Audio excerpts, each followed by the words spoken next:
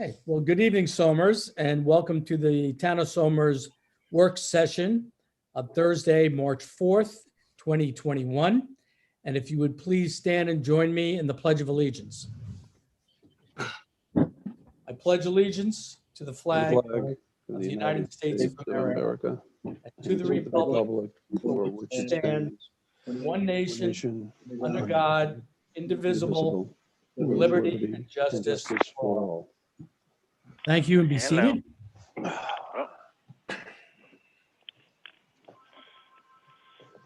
Okay, so we have a busy evening tonight.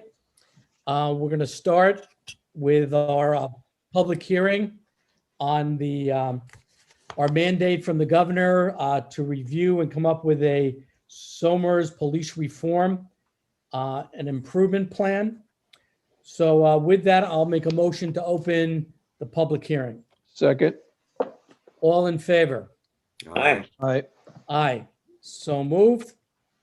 And just as a preamble, I want to thank the Somers Community Council and the Somers Community Council Subcommittee for putting this document together. It has been circulated on the website, sent out to the newspaper, and it's there for review to the general public. And this public hearing will be continued until next week. So it'll give everyone ample opportunity to review the plan. The plan, as you're reading it now, is already dated because we're going to make some edits to it.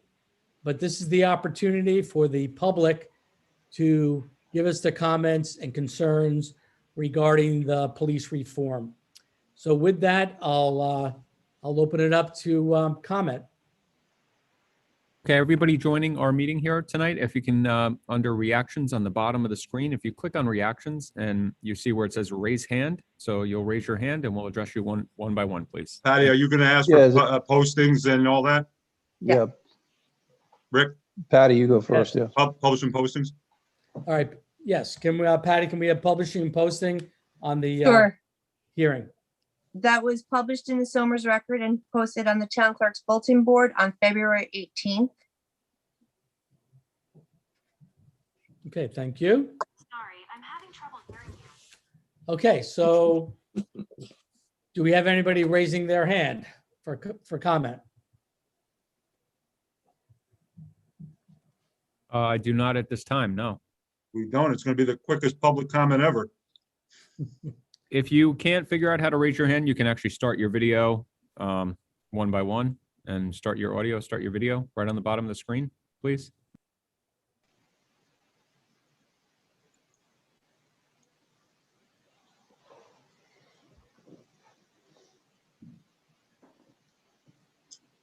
Nobody?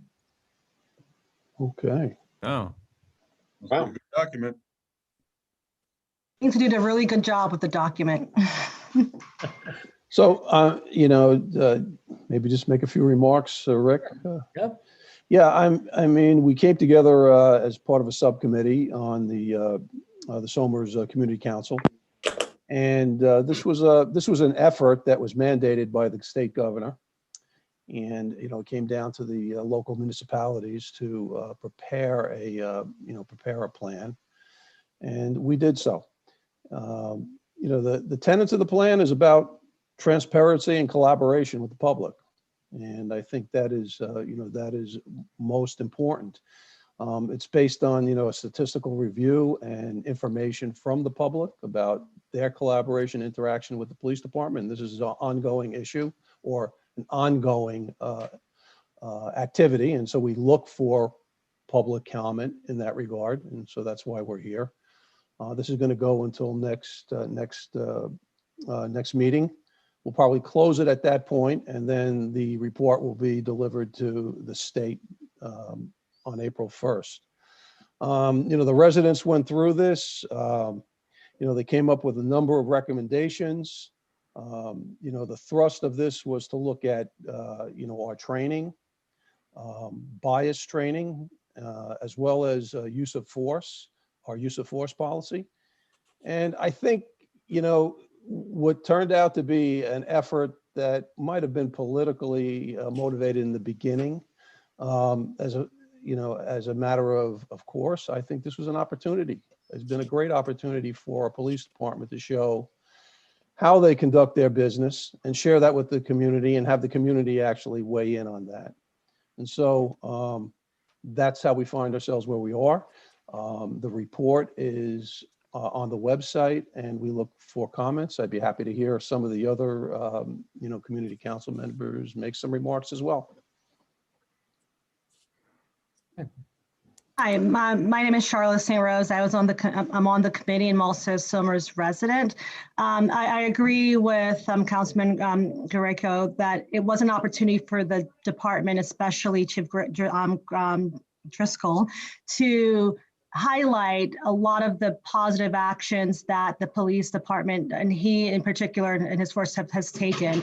I was also pleased to hear that, or to be in a situation where we acknowledge that different members of our community, different members of our society face different issues when when having interactions with law enforcement, from a racial perspective, from African Americans to Latino, to our Latino citizens, also to our citizens who have mental illness, to children, and that there's the idea that we should all be treated equally when we come to race and ethnicity and so forth. There's also the understanding that there are times where we should not be treated equally. When dealing with our citizens with mental illness, they should not be treated exactly the same as citizens without mental illness. When dealing with children, for example, they should not be treated the same. And so it was a great nuanced conversation that acknowledged some of the challenges, but also acknowledged the opportunities for to be better and to better serve all of us in this town. And visitors coming through as well. So I just wanted to take a moment and thank the other members of the committee for engaging in what was a complicated process, and engaging in having difficult conversations and getting through some of these difficulties to a place where we think we all are pretty satisfied with the plan we came up with, and more importantly, the understanding that this is a living and breathing document. This is not a check the box affair, right? This is where we are now, and we plan to continue with this process and plan to measure and monitor and make sure once again that Somers is a great place for all its citizens. So thank you all. Okay. Thank you for being on the committee. Rick, you may want to mention, we forgot to mention that if for the people that are watching, our phone is not Right. here. It's not working. So if you're thinking about texting, it would be better to call in. We'll see the text tomorrow, but we don't have it right now. So if you need to, call in and you can make your comments. Right. Right. So we encourage, once again, this is, our public forum. So if you could send in emails that we'll be checking, every day of the week. We've already have quite a few comments from the public that they've sent in. And I believe it's townboardtb@somersny.com. And that's a direct email link to my office. And we will read your comment and discuss it with the subcommittee. So thank you. Anyone else out there with a comment? Okay. I have a couple of things I wanted to ask. Sure. I just, so under number 12, you're talking about training, and just to go a little bit further from the comment that was made, is there any part in there's two things I've had some experience with that I just would like whether it should be in this document or somewhere else, I'm not sure. One is about dealing with people who are autistic, as I understand, having some connection with autism in New York City. And sometimes autism, people could misinterpret, autistic behavior for being disrespectful, rude, rebellious, whatever. Where is that part of the training, or is that a matter that's so specific, it wouldn't be in this document. I'm just wondering where that would go in the police force. Well, as I recall, during our subcommittee meeting, Chief Driscoll did bring up the issue of how do you deal with autism, and many times there's not a lot of eye contact. And Right, it could be misinterpreted, right? right, Sure. exactly. So I know it was discussed. Well, we can get clarification, as I have to imagine under number 12, mental health, enhanced training, that that will be included. That's what I was guessing, and I just didn't know if we become that specific or that is implied with any police training. But I know certainly in cities, and we have autistic kids, autistic people in somewhere, of course, because everyone's got autistic people. And I just didn't know if that requires a special subheading, or you start listing. I think when You we can't list everything. right, I think when we talk about the mental health issue, I mean, we could talk about schizophrenia, paranoia. Sure. Yeah, So- I mean, and we also try to use the word, and it may have been removed for someone maybe thinking it was redundant, the neuroatypical, I think is the word. Yes, yes, I did that's see it. used. And so that's, supposed to be not necessarily a catch-all, don't want to get everybody, but the idea that there is mental illness and mental illness crises, but there are also, conditions that are chronic, like mental conditions that people have, challenges. And so we do want to, to take that into consideration. So yes, if it's not clear, we'll make sure in the next version it is clear. So, I think also this is a document in a lot of sense, it's a broad document. And when we look at training with some of the specific aspects of, bias training, but we broadened it, as Charla had indicated, to some of the things that you might encounter, autism and so on. I think we're going to look at the type of training that they take. I mean, the training that they participate on, New York State and Westchester County, training programs, police training programs. But in a sense, if we feel that there's something that needs to be augmented, that's all part of the game. I think what's most important and most powerful here is that, this is there's going to be a residents advisory council, and there'll be an ongoing collaboration. So as things evolve and change and come up, we have a forum to deal with this. But Well, can you hear me? Yes, Yes, Chief. Chief. We have done training on bias and autism. Autism, 1 out of every 40, I was shocked at the number.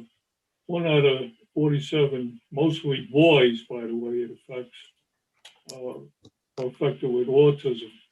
We're going to double the training on that, as we're going to double the training on bias. But, all of this we're talking about at this point is books. I want my officers to, from inside their hearts, to be involved. This shouldn't be just training. They should witness these things and live these things, and hands-on training is what I call it.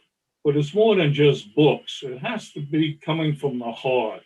When we just trained in this and that, and put the book on a shelf, take it, and it gets dusty and all of that stuff. I don't know if I'm explaining myself. I think that's well done. No, right. So I have a family member who deals with autistic people in New York City. And so I've been involved with that a little tiny bit. But, saying it's so easy to misinterpret, and some of those people get in There's trouble been some terrible with the police and has seen those incidents. So that's what brought it to mind. The other thing that came to mind is, in many areas, of course, this country, the use of certain holes of what is and is not permissible. I'm certainly no expert. I have no experience in that whatsoever. Of what is and is not a permissible use of force by the police when necessary to stop somebody from doing something or to hold them. Is that dealt with this in any way in this document? Yes, I think it is. I think it says, well, at least from, you have my rules and procedures, we ban chokeholds. or such a thing as kneeling on people's heads. Yeah, that's what I was thinking of. Yeah, Right. no, absolutely. That's in our rules and procedures. Okay, And, okay. Right, which, by the So- way, is posted on the website Yes. Right, under police reform. right. There's Yeah, I was looking at that. there's a multi-page use of force policy that the chief has adopted and written. It's quite extensive. It's almost, when you look at it and you're doing a desktop study, you're like scratching your head. How do you implement this, right? Right. But all those issues are dealt with, and it's open for the public to see. You go to the website under the use of force section. It's a comprehensive policy. And in this document, Rich and Chief, you can correct me if I'm wrong, it's probably under, in a limited way, under number 5, Somers police officers will continue to use force as a last resort and explore non-lethal technology. And so it does address it there, and I'm sure we have it in even more detail elsewhere. Yeah, I know they're getting very specific in some areas. I didn't know how specific we were going to get or that we have gotten. But, you know, there's got to be a reasonable use of force. You're the police. And then there's the part that's over the line. And that's very hard sometimes to delineate that in a document. That is the training. And as the chief says, that's in the heart of the officer. So I will count on them to do that. But my last question is about the use of cameras. I noticed in here that is a recommendation. And I was just wondering, so if I'm a police officer and, you know, I come from family, my grandfather, great-grandfather were cops in New York City, and obviously they didn't have cameras then. But if I was a teacher in a school with a camera in a classroom, it's equally a concern to some people. Not the camera, but to what extent is the access to the records of the camera, of the recordings? Is that, when does that become public information? It's very hard to do a job if every moment you're wondering, you know, what's going to happen. So how do we protect the officers when we do have that? Or is that something we're going to work through once we get a hold of cameras and we look at the policies that other forces might have, other police departments might have, not forces, but police departments might have?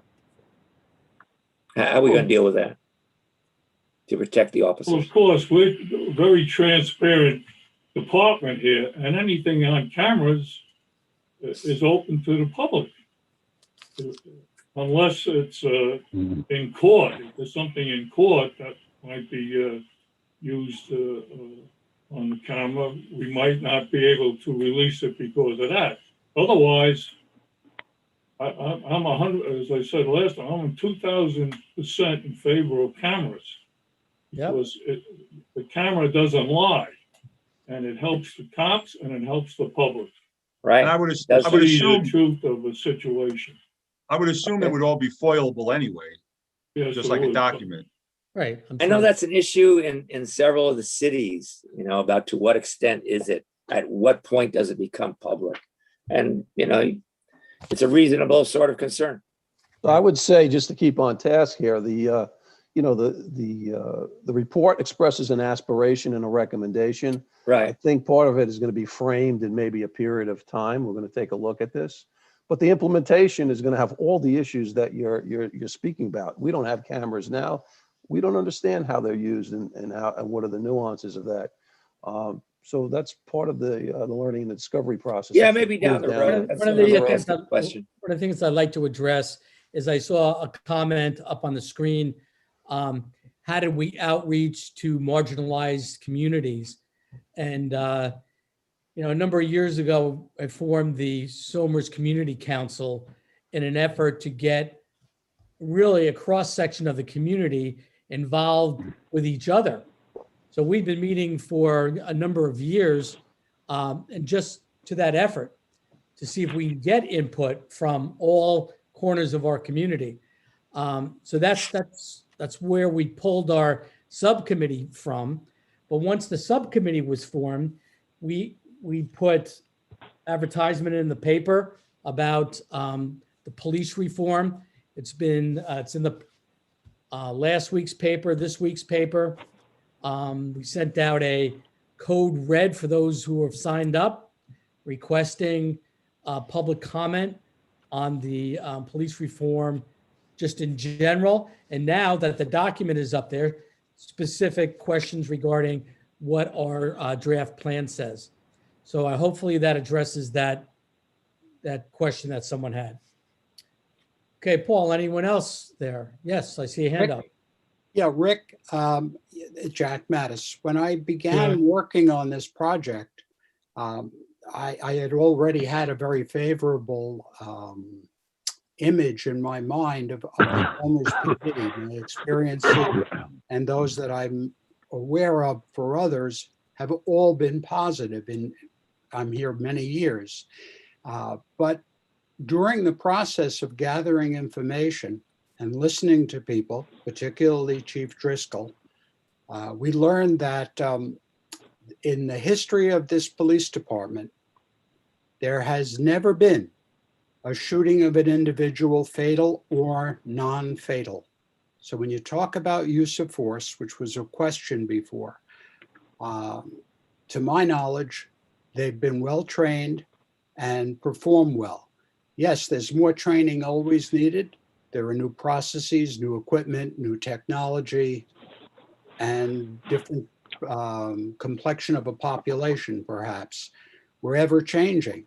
This is a living document. What we reform today, we may need to look back on 10 years from now and laugh and say, you did nothing. There's so much more that we should have done or could have done, and we'll go on from there. Hopefully I'll be here to see it, and Chief Driscoll will be leading the department. So let me take this opportunity just to, Jack introduced himself, but Jack has been an integral part of the review, and specifically, he's our editor of the plan. So he's been taken on a remarkable task of taking all this input and actually organizing it and putting it back out there. So a public thank you to you, Jack, for your efforts. Jack, it's no easy task. All of us have been on committees, right, in one shape, form, or another. And it's like herding cats, right? So you brought it all together and organized it, fed it back to us, and you continue to do that. And you've worked the late hours of the evening. I know because I've called you. And well, thank you. It's what you call me that matters. Well, it is very well laid out, very clear, clearly written. So, yeah, Jack did a good job. Thank you. All Thank right, you. so let's get back on task. Anybody else out there Well, with a Ms. comment? Ms. Cody, I think you have a question. You have your hand up. Not so much a question, more of a comment. Chief was talking about wanting these things to be beyond policy, to be, inculcated in the hearts of his officers. And as we were working on the document, I kept thinking that there should be a place in there somewhere for empathy. And maybe there's a way we can squeeze that in, because I think that's what you're talking about, Chief. And that's, when you talk about wanting to call it the Somers Police Service, I think service and empathy and bringing all of these procedures that we're talking about into the heart are these are all sort of ideas that are connected, and I'd love to see I'd love for us to find a place for the word empathy somewhere. I'll try. We empathize with you. Yeah, there you go. Okay. Any other hands being raised out there? I did see a comment once again on the screen. Someone mentioned timetables. And with a plan like this, and I think Councilman Clinchey brought it up as well. Yeah, once again, this is our first public review of the draft. We are really responding to an executive order from the governor. So we are following those guidelines. They did not have timeframes involved in this. And I think the subcommittee did really talk about this as really a living, breathing document. Yeah, we're going to start this right away. Annual review of certain things, biannual trainings. But That was an interesting point that someone asked. Okay, it's a great plan, but when are you going to put it into effect? What are the dates? And as it gets adopted and we circulate it, I think the plan is in motion as we speak. The chief mentioned at one of our meetings that is that day or the day before they just finished a series of trainings at a state-run training program. So the answer to that question is yes. We don't have a time frame published, but it will be ongoing and it has begun. Yeah, I would just take a minute to thank everybody who wrote letters. We have some beautiful letters. All of them are favorable, which kind of shook me. But I would like to thank the people out there who took the time and wrote how they support the police department. It was very moving to me when I saw that in writing. Again, I want to thank the people out there who did that, who took the time and did that. Okay, thank you. All right, anyone else? Paul, do you see anyone else? Yeah, and I just wanted to add to Chief Driscoll. I read many of those letters as well, and living in town, it was very, very satisfying and very comforting to read those letters. I also, read the letters that are, that show that you can fully support our police service team and still also acknowledge that there's room to improve, there's room to make better. And this is, I think, Chief Driscoll, he embodies that. And that was for me, one of the best aspects of this is that you can do all that. You can support, but then you could also set the stage for continuing improvement. And so once again, Chief Driscoll, thank you. And I also thank those, folks who wrote such great letters in support of the police department, but also supported the effort to change and to continually improve. Thank you. Yeah, Ms. St. Rose, just to build on that, I think it's really unfortunate some parts of the country, obviously in areas that have had a lot more problems than we have. And that's one reason we live in Somers and love Somers. We don't have many. But when you have, it's sometimes has become, you got to pick a side. I'm pro-police or I'm anti-police and pro-reforms. And I think you're right. I think everybody would agree. Who's not pro-police and who's against improvements? And so I just agree with your comment there. And again, thank you for serving on the committee and bringing that up to us. Rick, if I'm in error, please correct me, but I believe we're posting those letters on the town website as well, ultimately. Yeah, I think there's a link to a Dropbox where all these letters are in there. So yes, the public does have access to them. Good. And I don't know if we answered this in a subcommittee, but were we planning on attaching those to this plan when we submit it? I had several of them in, and I was asked to remove them. I can go back and add to them. That's not an issue for me. I felt they should be part and parcel. Right. I mean, I don't know that what we're being required under the executive order deals with that, but certainly I know we want to put some of our police data attached to the plan. And, I'd like to hear from the rest of the board and the subcommittee members that are here. So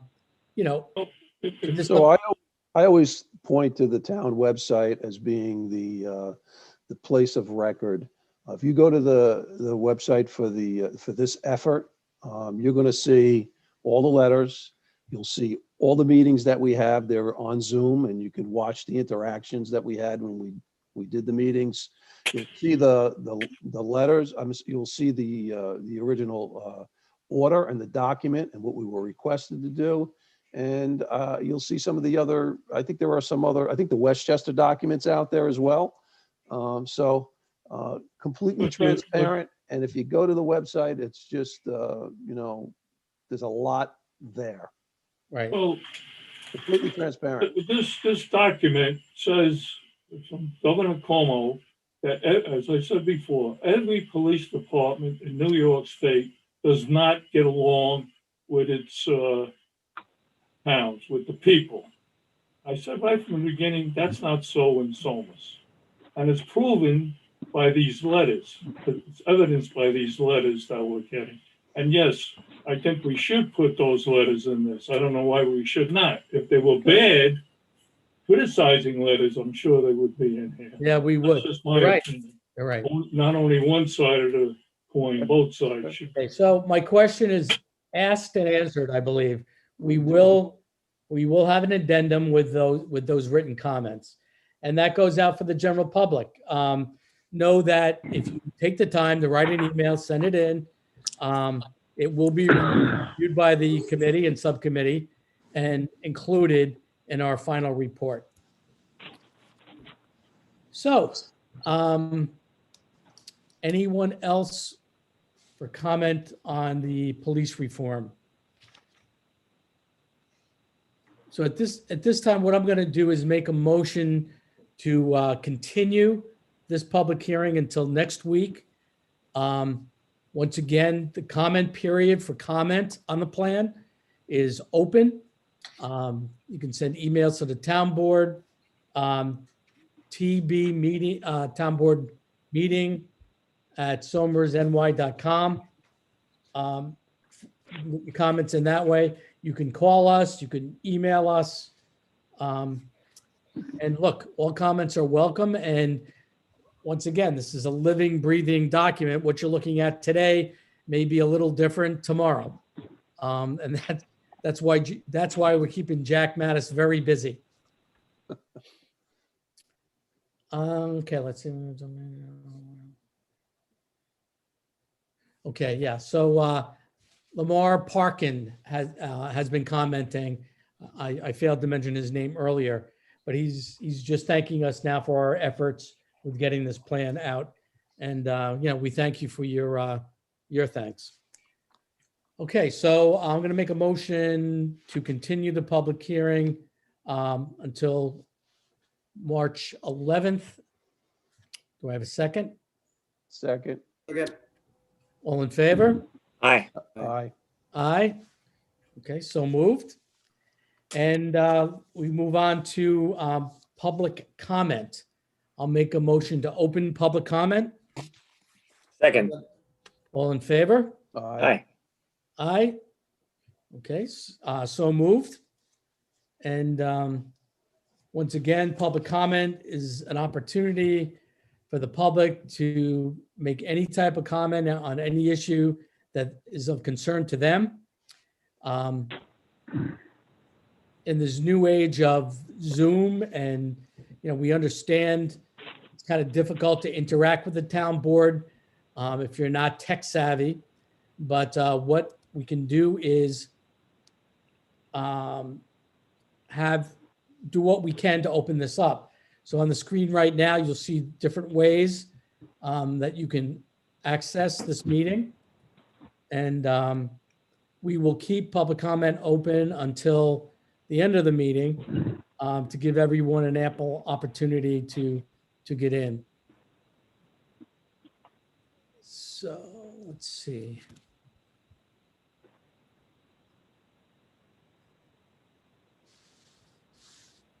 Okay, no, I'm just reading a chat in the chat room. So Paul, there's a member of the subcommittee that I guess they have to reconnect because she said her video's been turned off. Just check that. So Is there anyone out there now for public comment? Once again, on any type of issue? Okay, so once again, we'll leave public comment open.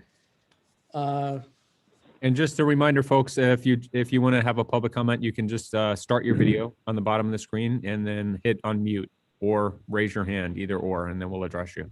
Thanks. Okay. Okay, I have a COVID update real quickly for us all. So, this has been a long time coming. And we do see I think it's safe to say, a downward trend in new cases and active cases. In Westchester County, we're still getting positive cases, but in Westchester County, 107,587 people have been diagnosed with COVID-19, and overnight, 370 cases were identified. They're included in that 107,000. We continue to test vigorously people for COVID. And over last week, there were 37 fatalities in Westchester County. Now getting to the local level, over the past 3 days, we have seen where we have seen in the past up to 50, 60 cases, new cases a day. We are now reporting over the last couple of days. 3 days ago, we had 6 new cases identified. Day before yesterday, we had another 6. And then today, 3 new cases have been reported. If you go on the dashboard, it'll say 4 new cases, but one of those cases on my own record that I get from the county was a duplicate. They reported somebody twice. But that's so much better than it was 30 something not too long ago, right? Well, 30 something a day, even more, 90. It was 50 and 60 a day in months past. So yeah, it's we're doing great. much better. So we're up to 82 active 3 days ago, 81 active yesterday, 74 active in our community today. So, I can't tell you, this has been a real tough year to get through, but the community actually has listened and we're doing the right thing. We're going to be wearing masks, just get used to it. We should have been washing our hands all along. Our moms told us about that, right? I don't know about the social distancing part, but we're going to learn how to do that a little better, I guess. But Hey, frankly, Rick, can I say one thing? when I'm finished. Oh, okay, I thought you were done. Sorry. So when I really had some misgivings about Super Bowl Sunday, but it appears we came through that with people acting responsibly. So my thanks to the community. We're here at only 3 new cases and 74 active cases because of what this community is doing. So good job, Somers. That's great. Yes. Go ahead, Tom. So Rick, I was just going to say, every day more and more vaccine appointments are opening. On the website, we have the link to sort of the state site. It doesn't include like the CVS's and those things. But if you open it and you sort of, you're watching TV or something like that and you hit refresh, every 5 minutes, it changes. People drop out, appointments open up.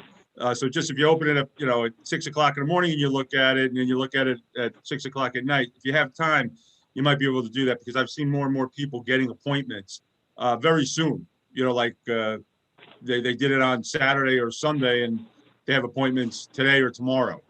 It used to be not until April.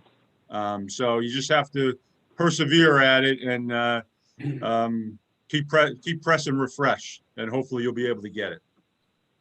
Right. Good point. Hey, Rick. And that's on the website, right, Rick? Yeah. I think you put it up there, yeah. Rick, Yes. you probably heard. Now, somebody said yesterday they had gotten a call that the town was having, there's a pop-up vaccine site sponsored by the town or connected to the town. They asked me yesterday, I go, I've not heard that. I talked to Kim this morning. She says that you got 3 calls in the office. Do we know anything about that? Because that looks like, I hope nobody spent any money on that because that just doesn't look right. Okay. You know anything about it? Yeah. Well, I don't know because we're not, number one. Right. This whole COVID response and vaccine rollout is totally 100% controlled by New York State. When this pandemic first occurred, Westchester County, and specifically the health department, was gearing up on how to deal with this at a local level. and probably would have included the municipalities, but that was not the case. So the state has kept the rollout very close to their vest. Only recently, when they finally got the vaccine, has the county now been involved. They do have sites that are involving some of the local hospitals. There have been pop-ups down in Northern Westchester Hospital. Have I, as a supervisor, been after the county to have a pop-up in Somers? Yes, I have. Can I report I've had success? No, I cannot. So we keep pushing for some more local distribution of the vaccine. So, seniors who don't want to travel down to White Plains or even to Northern Westchester Hospital. And as mentioned previously, there are a number of homebound individuals that can't get out to get a vaccine. So the county has asked us to collect names of people who are homebound, and that includes seniors and people who are compromised. And when the county, and they are planning a mobile unit to go out and visit homes. All that is planned. I know of no concrete information I can report at this time. So no, the town is not spending any money on pop-ups at this point. No, I said last night, I said, that sounds like either a joke, but 3 people did call your office, or a hoax. And I just hope nobody spent any money on a hoax. Yeah, I'm not quite understanding how money is involved in that, but. Well, I'm just thinking if somebody said, because I understand it was on a phone call, give us your, I'm just wondering now. I don't know if this happened, give us a credit card and you're all set up. Call the supervisor's office and you'll have an appointment, which is. Yeah, no, I've been making no calls. No, I didn't mean you. Yeah, no, I know you didn't. No. So no, like I said, this is at the state and county level at this point. And we are trying, once again, just for the Somers community, we are trying to get some resources in this town. Look, if they would deliver vaccine to our pharmacies in town, they're all geared up. They have thousands of names of people that they can give the vaccine to. They just need the vaccine. So yeah, let me just spell that right away. Okay, so moving on, our next agenda item is Northern Westchester County Wireless Master Plan. And Anthony and Bill had been involved with the formation of our telecommunications task force. And this was really basically an outgrowth of, we've had frustrations with NYSEG over the years, but now with everyone locked at home, people going to school from home, the internet and cable has been an integral utility. And we felt the same way we took NYSEG to task, we should be looking at the utilities and at the telecommunications companies the same way. In addition to that, Somers, along with a number of other municipalities in Northern Westchester, have gotten together and through a Westchester County contract via Bedford, Cityscape was hired to study the wireless master plan. This is so when 5G comes into our towns, all of our towns are really speaking with one type of voice. We're not dealing with a myriad of telecommunications companies trying to come in.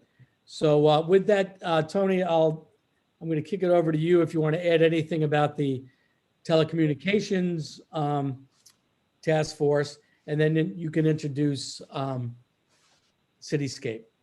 So I just want to thank all the members. I see them on the screen, at least a good majority of them, helping us out. This, this started as a task force to address, a very evasive issue. We didn't have communication services in town during the East Side East event. And it's evolved, it's one of its goals is, to cultivate reliable and sustainable service, right? Communication services. And, out of that, we are working with this task force right now, the Northern communities to essentially build the foundation for a communications master plan for the Northern communities. And I think this is a great starting point. It's been very exciting. Sue Raybold is the lead from Cityscape, and she's working through the plan. And this is the community involvement in this effort. And I hope the folks from the community and my task force will have our task force, I should say, will have an opportunity to ask questions. Okay, so Susan, meeting is yours. Thank you. Can I have permission to share my screen? Okay. Yes, ma'am. Yeah, go ahead. Thank you. Right.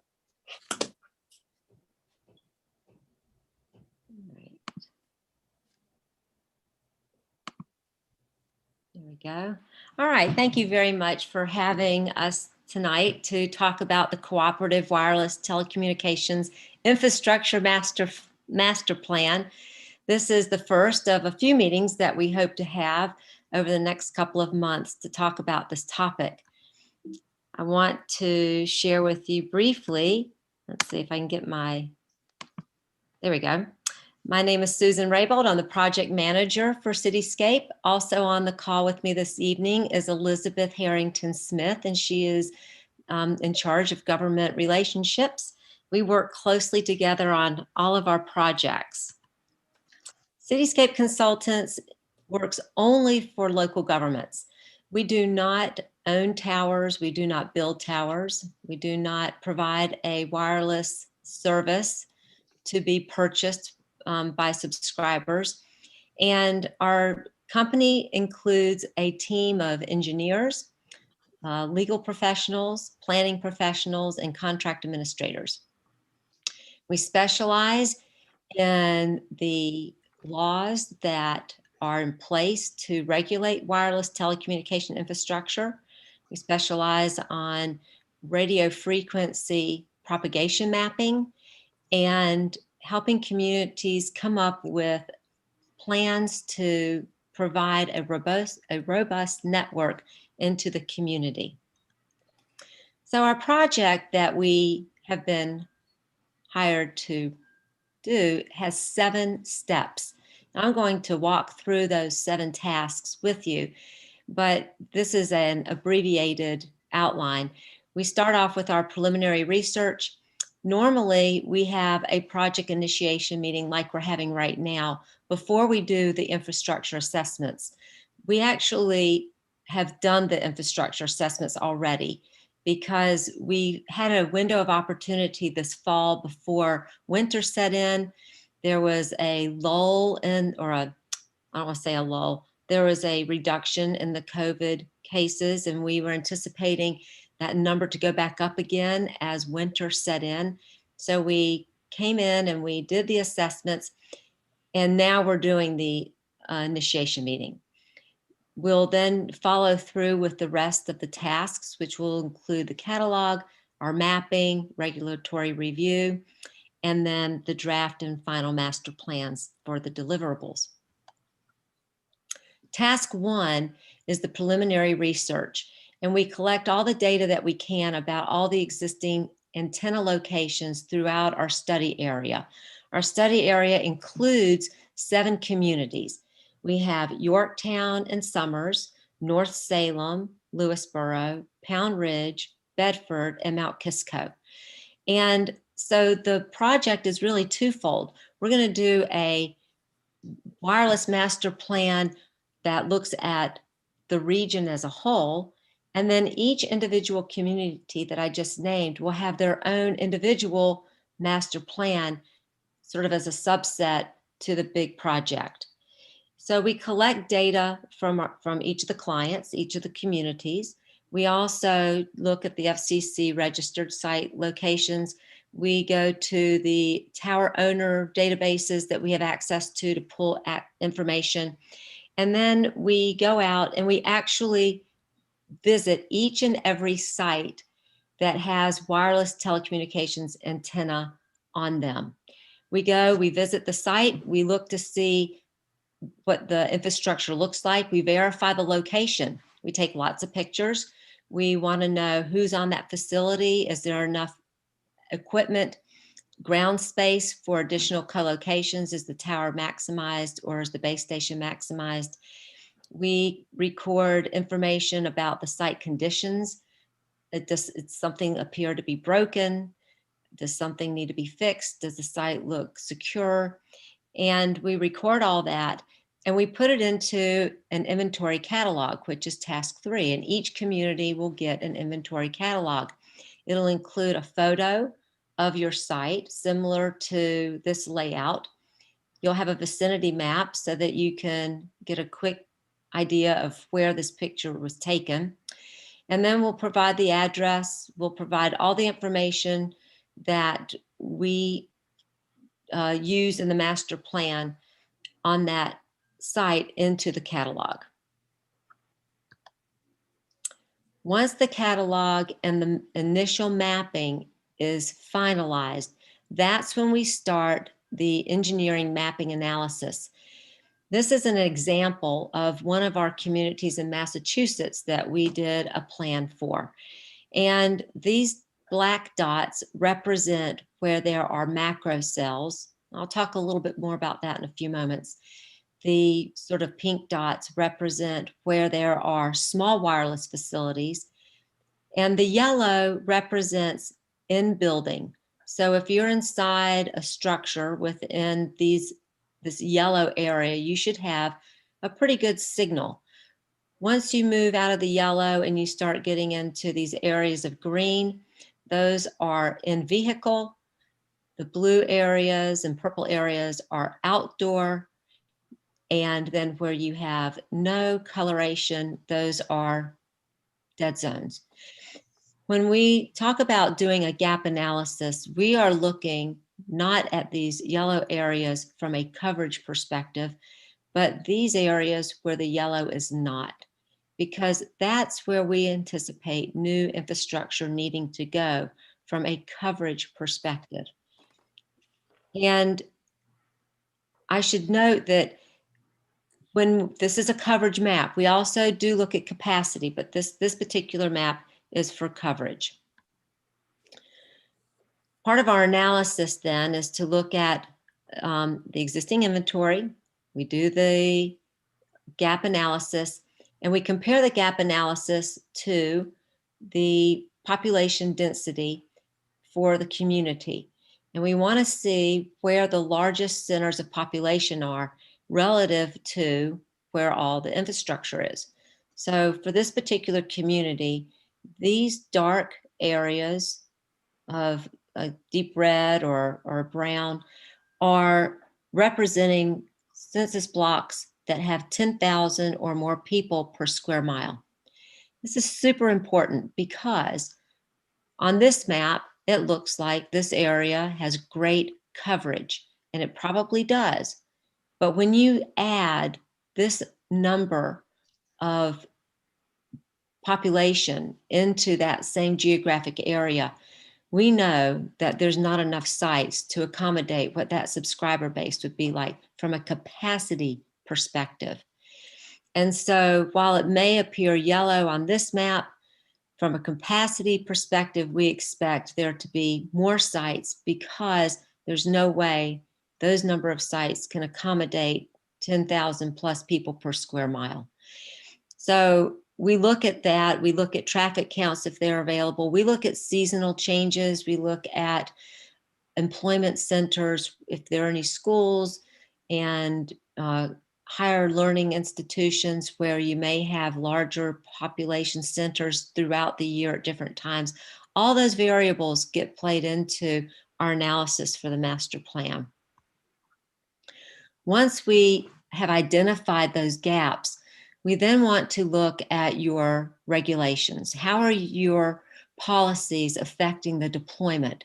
are they affecting the deployment? Maybe they're not, maybe they are. We don't know until we look at that. We want to see the strengths and weaknesses of the ordinance. Are your ordinance policies consistent with the most recent federal guidelines and definitions that have been put in place? And by any chance, are the gaps there because there might be a barrier to entry through the zoning? One of the common barriers that we find is that gaps will show up in low density, medium density, single family residential zoning areas. And if the ordinance prohibits facilities in those zoning districts, then that is probably a barrier to entry because the industry can't get in there because the zoning doesn't allow it. So that's just one example. There are other examples, but I just use that one because it seems to be a real prevalent one that we run into. I'm not suggesting that's a problem in Somers, but it's something that we will look at. After we have looked at all of these aspects of our plan, we'll put it together and we'll present it to you for your considerations. We'll take public comment, we'll address public comment, and then we'll put it into a final document. So I want to transition now out of the tasks that we're going to be doing and more into the discussion of definitions for wireless telecommunications, because it's important that we all understand the terminology. So Susan, can I ask one yeah. question before we get to that? You Sure. said about regulations and zoning and so forth, and zoning can be a way to prohibit or allow a tower or something, some sort of infrastructure in that regard, in that capacity.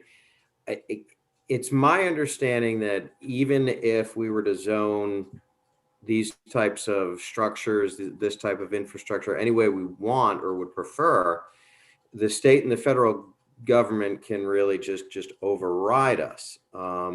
Is that a correct assumption, or is there a more nuanced answer? Well, they could, but they haven't yet.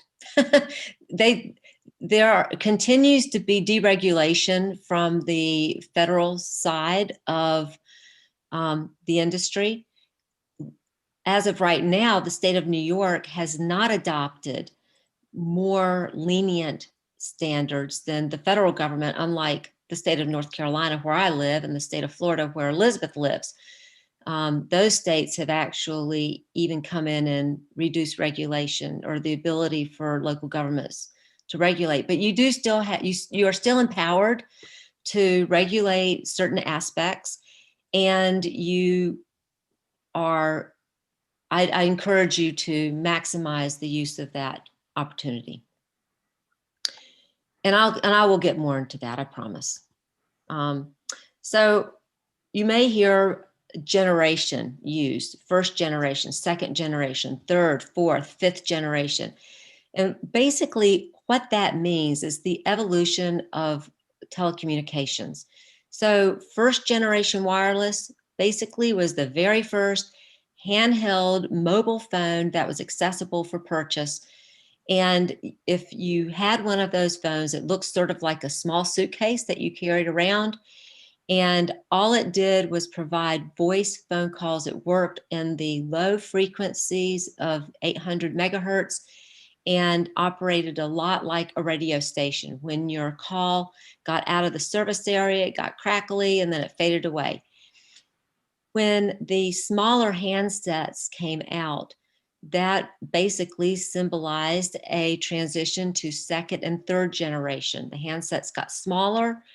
The radio frequency that they operated on was higher in the 1800 megahertz range and started to include a sharper voice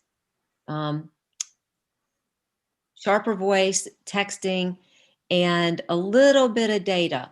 It wasn't until fourth generation, with the advent of really the iPhone and the Galaxy platform, that you started to have all these apps being added to the phone. And those apps require a tremendous amount of bandwidth to work. So what happened is between third and fourth generation, those first sets of towers and antennas that were installed for coverage, that coverage area started to shrink quickly because the more bandwidth that's used in that network, the smaller the service area becomes from those initial sites that were built. The only way to increase that coverage and increase that capacity in order to have a seamless coverage with fourth and future fifth generation is to have more infrastructure added. So the infrastructure is not going to go away. The towers and antennas and base stations aren't going to go away. You're going to continue to need more infrastructure as we move into 5G, 6G, and 7G. So the antenna that are needed to make those wireless devices work have to be mounted above the ambient tree height, above the terrain, and above buildings, because those variables cause blockage of the signal. So the antenna looks like what's on these towers, and these are non-concealed towers for macro cells. Macro cells are the much bigger antenna that you're accustomed to seeing on these sites. The non-concealed towers could be guide, like this one has the guide wires. You can't really see them that great, but they're there.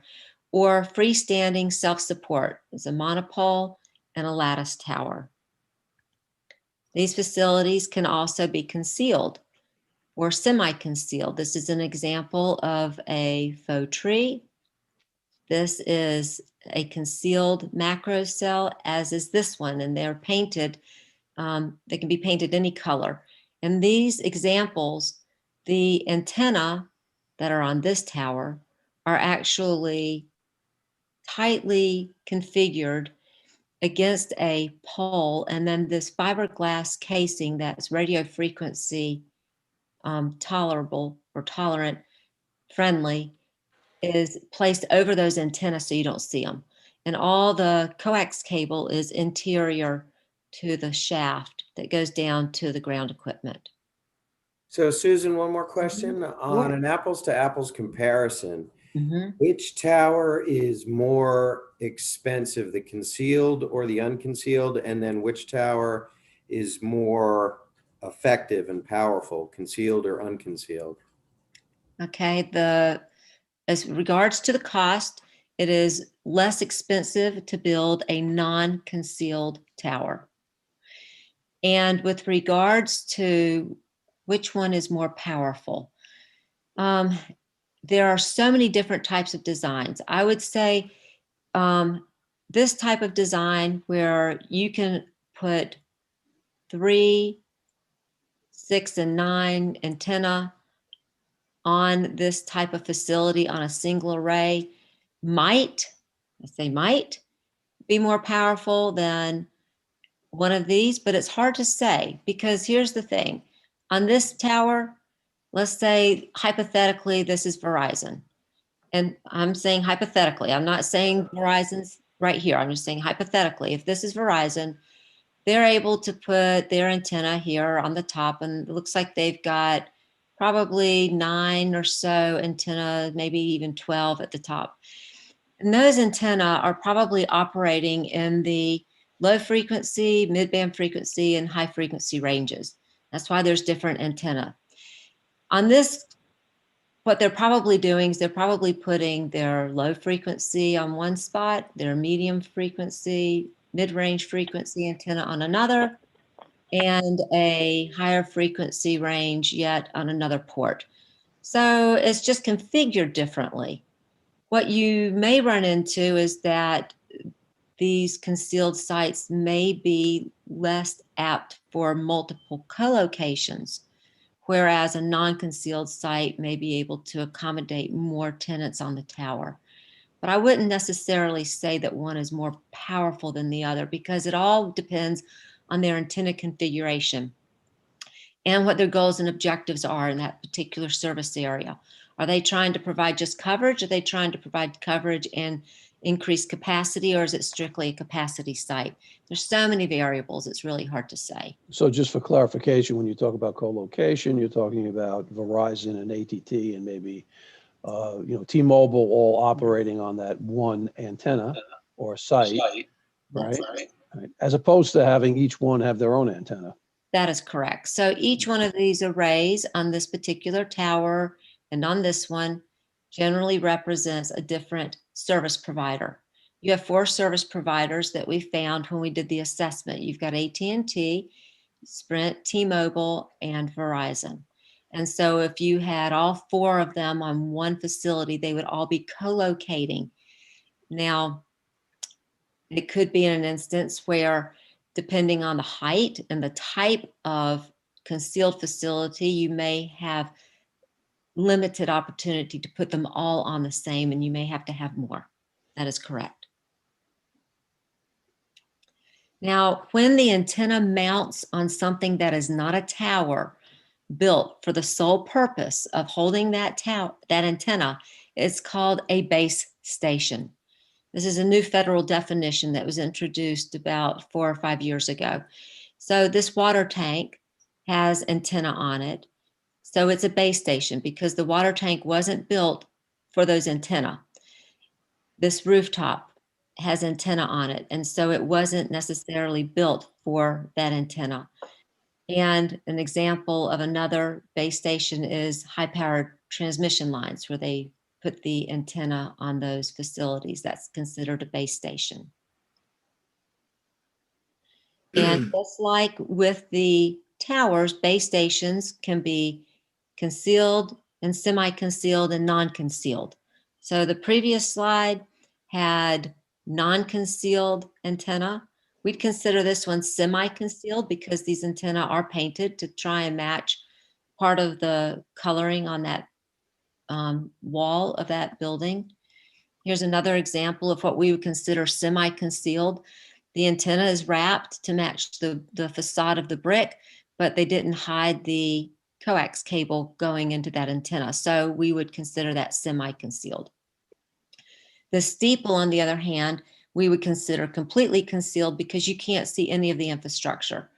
You do see the louvers here for ventilation, but you can't see any of the antenna. And here's another example of what we would also consider concealed. If you didn't know that behind these louvers was equipment for wireless communications, you probably wouldn't know that it was there. Now, those are examples of macro cells.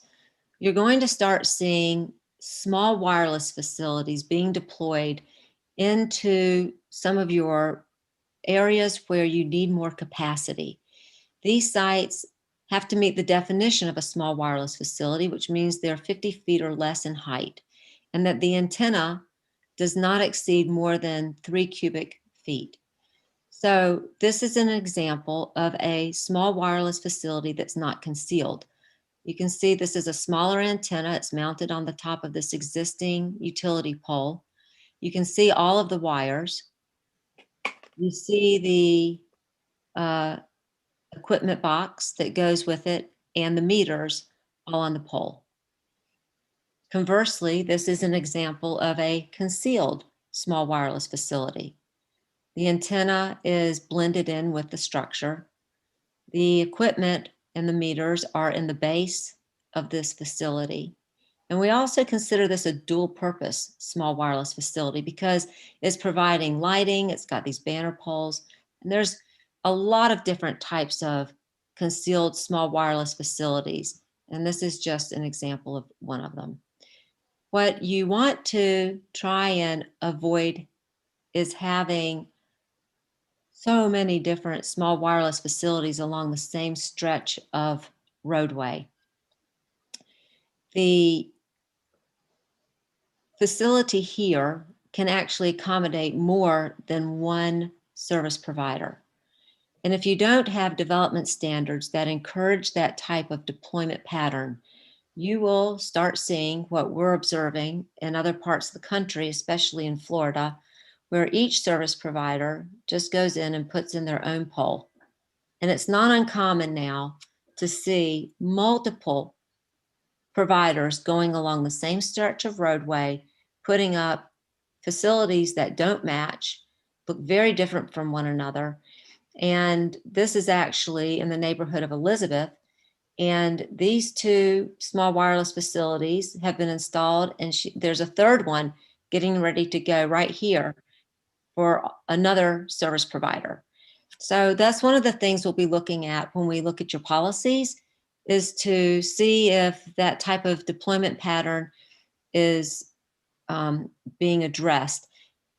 But then again, you may want that type of deployment pattern. So if you do, we'll help address that. But if you don't want that type of deployment pattern, we'll help you come up with some strategies. So Susan, if I may interrupt you for a second, just to ask the question. Yeah, that last one, I would not be in favor of poles all over the place, each one serving a different carrier. But I just want to ask a question here because it reminded me of something years ago. I think Tom Garrity and I were the only ones on the town board. We're talking about the placement of a tower somewhere in town, whether it should be concealed like a tree or something else. And I don't know who was talking to us, but they said, well, this will become kind of a moot point in the issue in the future because almost all of the not towers, but all the facilities will be on small poles like you have here with the light pole with the facility included within. Is that what the future is? And these tall towers are going to become the dinosaurs of the past? Or was that person mistaken in sort of predicting the future? You're going to have you have the potential of lots of small wireless facilities, almost one every 450 to 900 feet in the future. But you will not be seeing the macro cells come down because they work together. And that happens to be my next slide. So they work together, but they do have to be built in conjunction as a system, right? As you That expand. is correct. That's correct. The network uses both types of infrastructure. So you have your your macro cells that were built to accommodate calls. They're still going to continue to be built for coverage and capacity. And then in the areas where you have densely populated areas or where you have significant traffic volumes, large work environments, large venues that people come to and population increases, you will see the use of these small wireless facilities. And there's two types of small wireless facilities. You have an outdoor DAS network, distributed antenna network, and that actually ties directly back to the base station of the macro cell antenna, whether it be on a tower or on the rooftop. Or they could actually be freestanding small wireless facilities. We've seen both of those types of deployment patterns on Long Island, where we've been doing quite a bit of work recently as well. So we see both outdoor DAS and we see both standalone small wireless facilities. So they are in New York, and I would anticipate you having both a continued deployment of macro cells and then the addition of small wireless facilities in the future. So to Rich's point and to Bill's point, with these smaller facilities, I mean, we're going to want co-location. I mean, that's what we're suggesting, right? We don't want individual carriers coming in and building these things all over the place. You would like to consolidate. So you can seem to have co-location on the larger towers. Can you have co-location on the smaller towers? Are they? Yes, you can. They can, and they can handle like three or four providers. Mm-hmm. They can. Okay. Yep. So Susan, yes. Susan, one other point. One of your slides, you had a telephone pole with one of these services on it. If nothing else, in our fair community and in northern Westchester, we have a plethora of telephone poles. So are these small wireless facilities lend themselves for being attached to those? They do. And sometimes they'll attach to the actual pole. more common than not, we see that they want to remove the existing utility pole and install a new antenna or a new utility pole to accommodate the equipment that they want to put on there. Okay, And well, they Art, typically want to go taller. So it's not uncommon to see them remove like a 30, 35-foot utility pole and want to install a 45-foot utility pole in its place. so what about the existing utilities that are on there, the high, the electrical wires, the cable wires? I mean, they, Right, they have to work with the utility company for the placement of their equipment on that infrastructure. Or if they take the pole down and put a new one up, they have to work with the utility company to put the equipment back on that they have in addition to what they're proposing with their small wireless. okay, thank you. That answers my question. Mhm. So I'd like to interrupt this broadcast. My niece just had a baby. Oh, Awesome, right? Congratulations. It's better news Congratulations. than all this COVID stuff, that's for sure. Boy, Way to girl, go. name. Wait. No names yet. That's coming. Congratulations. awesome. Tony, name her Tony. Oh, yes, right, with an I. That's awesome. Yeah, that's Congratulations. right. That's Thank you, great thank you, thank you. news. That's fun, great. Rick, maybe we'll do your announcements instead of COVID announcements. You'll do baby announcements you next go. year. Yeah. Okay. That'd be great. All Yeah, right. Patty, make a note of that. Sorry, Susan. Go ahead. No, that's great news. Our son and his wife are expecting in about a month. So I share your joy. That's awesome. So the next part that I want to focus on now is what we've done to date and look at the infrastructure that is in the town of Somers. So this is our overall map. You can see how the sites spread across the geographic area. We look at facilities just outside the study area as well, out to a mile, because the sites that are along your perimeter will continue to have an effect on your signal and your coverage and capacity into your actual zoning limits. And if we did not include these sites into the analysis, it could misrepresent the picture of our study. So that site just north of us in Carmel, I mean, that's a Right new there. site. Mhm. It's under construction, right? 010, I think that one's actually there. Okay. If you know of a site under construction that is outside of our study area, please let me know.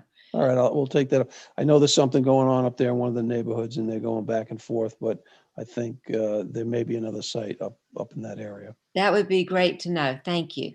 Okay.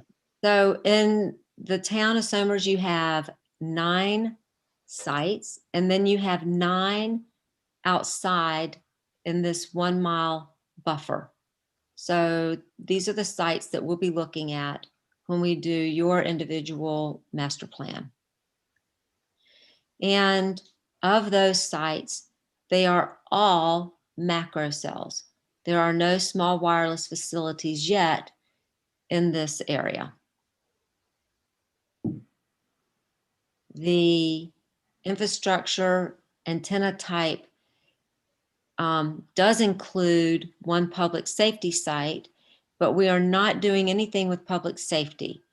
You have one public safety site, and then you also have one with public safety and a macro cell. But we only include the public safety in the event that there might be room for co-location on that site. We're not doing a public safety analysis. Then we want to look and see where are these sites located. Of all the sites in our study area, most of them are on private property. You have 1 inside the right-of-way and 4 on publicly owned land. Those are identified with the green. Mm-hmm. And with regards to design, you have 5 that are concealed, 3 that are semi-concealed, and then 10 that are not concealed. So the sites in Somers that we went and visited are listed in these next few slides. So this is S1, and it is a concealed monopole.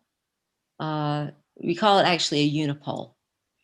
And then site 2 is a monopole. Site 3 is a monopole. Site 4 and 5 are concealed wireless facilities. These are macro cells. Site 6 is non-concealed. Site 7 and Site 8 are monopines. One is more concealed than another. And Site 9 is a base station because it's the rooftop that has these wireless antennas on top of it. Were you able to ascertain whether there's UPS, uninterrupted power, at these locations, or? I'm not sure I understand your question. Well, in times of emergency, when power goes down, what's the backup power situation there? Oh, we could figure that out when we look at our images. When we take pictures, we typically, when we do the assessments, we started adding whether or not there's a generator on the site. Yes. And so we can add that to the catalog. Yeah, So most of the sites, they are backup batteries that are for the sites that last anywhere from 2 hours to 12 hours, depending on the site and what their backup power is. And then the generator will kick in. So sometimes you can go a full day. It's still online, even though the power is out, before a generator will kick in. So that's a very good issue to bring up. That would be very helpful to know which of these facilities do have batteries and backup generators. During our last big outage, it was a nightmare. We had no internet service because either they had no generator, no backup, or they had a 4-hour battery, and that was all the backup they had. And we also heard that in some instances, we couldn't even get access to those sites. So if there was something there might have been a condition where there was no fuel there, or it hadn't been tested, or the like. Okay, we will make a note of that. Or I have made a note of that, actually. Thank you. And again, just going back to what we can and can't regulate, in your experience, Susan, is that something that we can regulate? You know, we want a minimum of X hours of backup, albeit battery or generator. Now that's interesting. We haven't done we have not put something that specific in an ordinance before with regards to hours or amount of time for the generator, but we have put in language for development standards to include the generator.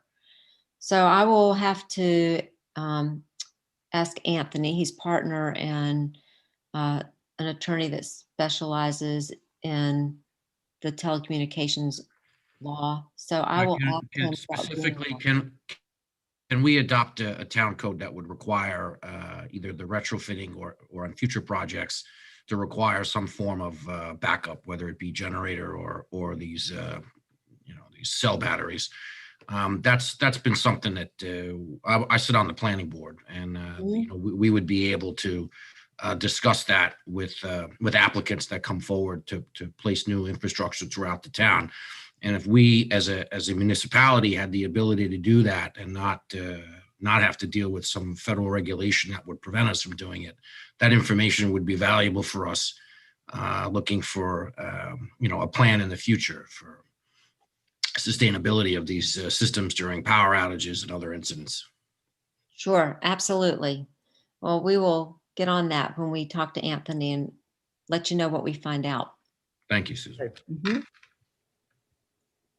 So moving into the wireless telecommunications regulatory parameters, I just wanted to talk a little bit about your enabling legislation that you have to regulate the industry comes from the Telecommunications Act of 1996, specifically Section 704, where it enables local government to regulate the industry provided you do not unreasonably discriminate amongst providers, of functionally equivalent services. What does that mean? Well, once you allow wireless infrastructure into the community, which you're required to because you can't zone them out, you have to allow all of them to come in. At one point, we used to see ordinances that had standards that said you couldn't have a facility within 3 miles of each other. So they had to be spaced.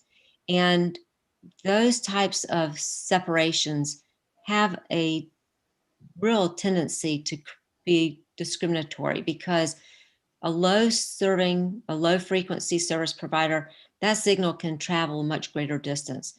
The higher you go in the band spectrum or in spectrum, the smaller geographic area that signal can serve. And as we get into 5G and they start using these really small antennas, they're in an ultra high frequency. And that signal does not propagate very far at all, which is why they have to be spaced so closely together. So spacing is an item that we look to make sure is not creating a problem with this particular regulation. But you bring up an interesting point, though. If a 20-year-old tower was originally approved to have a certain footprint, as we move into time and technology moves from 4 or 5G, it's going to collapse the footprint, right? It potentially could, depending if it's in an area where there's a lot of subscribers, then that footprint from that service from that tower would definitely shrink. Yes. So you may have to have another facility, close to that one, whereas before you may not have needed it.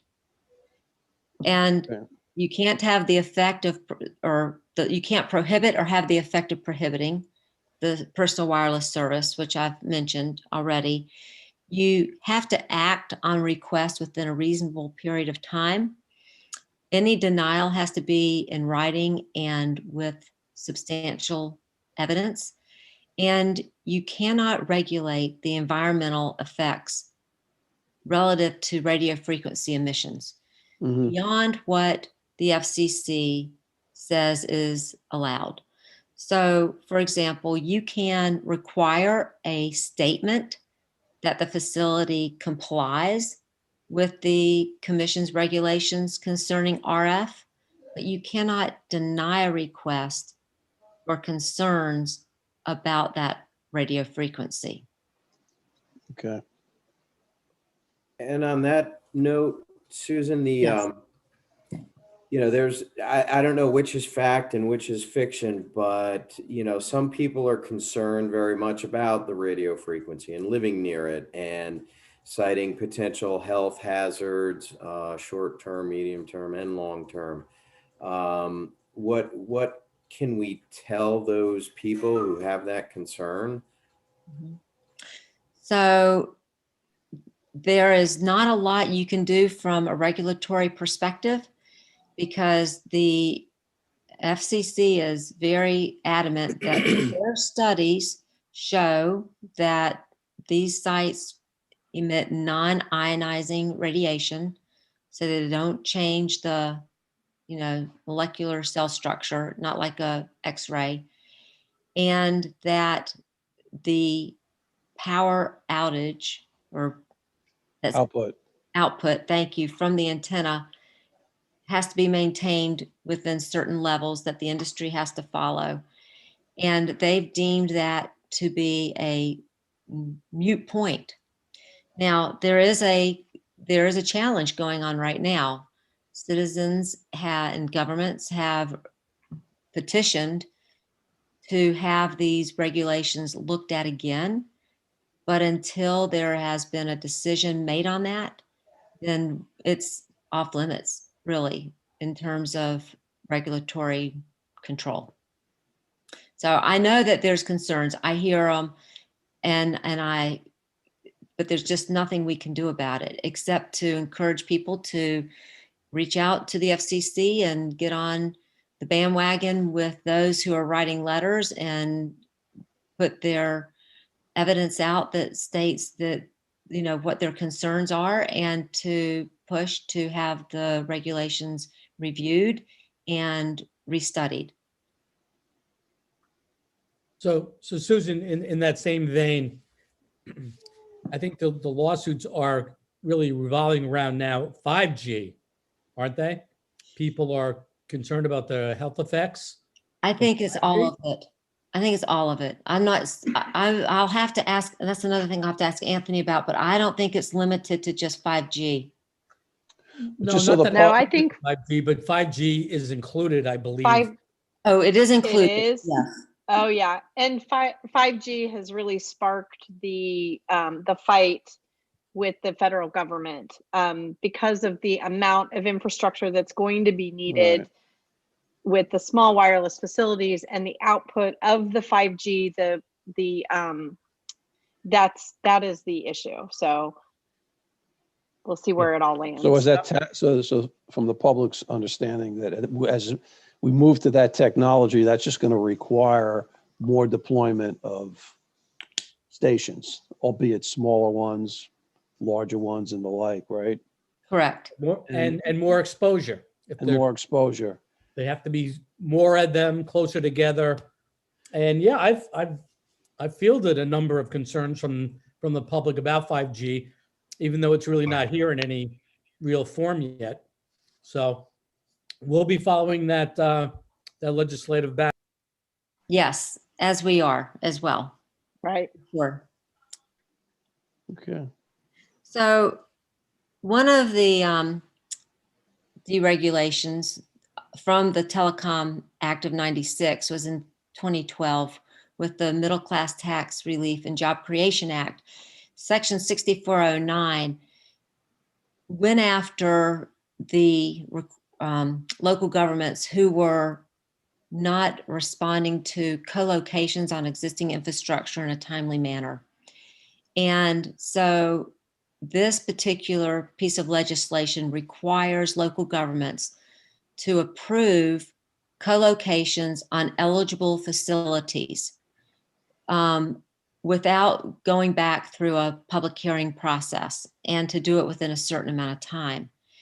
And so, as we discussed, co-location is when you mount equipment, existing or additional equipment on an existing facility. An eligible facility means that you've approved that tower or base station through either your building permit process or through public hearing process, but they went through the proper channels to get an approval. So if they have done that and they want to expand that site, provided they don't exceed the definition of a substantial change, you have to allow them to co-locate on that facility. And that co-location can increase the height of that facility as well. So for example, they're allowed to increase an existing tower by 20 feet or 10%, whichever is greater, if it's on private property. And if it's a base station or if it's in the right of way, it's 10% or 10 feet, whichever is greater. Now there's 7 criteria that they have to meet in order to be able to do that. And that's just one example. But keep that in mind as you go forward and looking at your existing sites, and as you approve new sites, that that those sites can be increased, and you have to allow it, provided they don't exceed the definition of substantial change. More recently, the FCC's third report and order, which was adopted to accelerate wireless broadband, I can't speak, wireless broadband deployment, went to the heart of timelines for approvals, commonly referred to as a shot clock.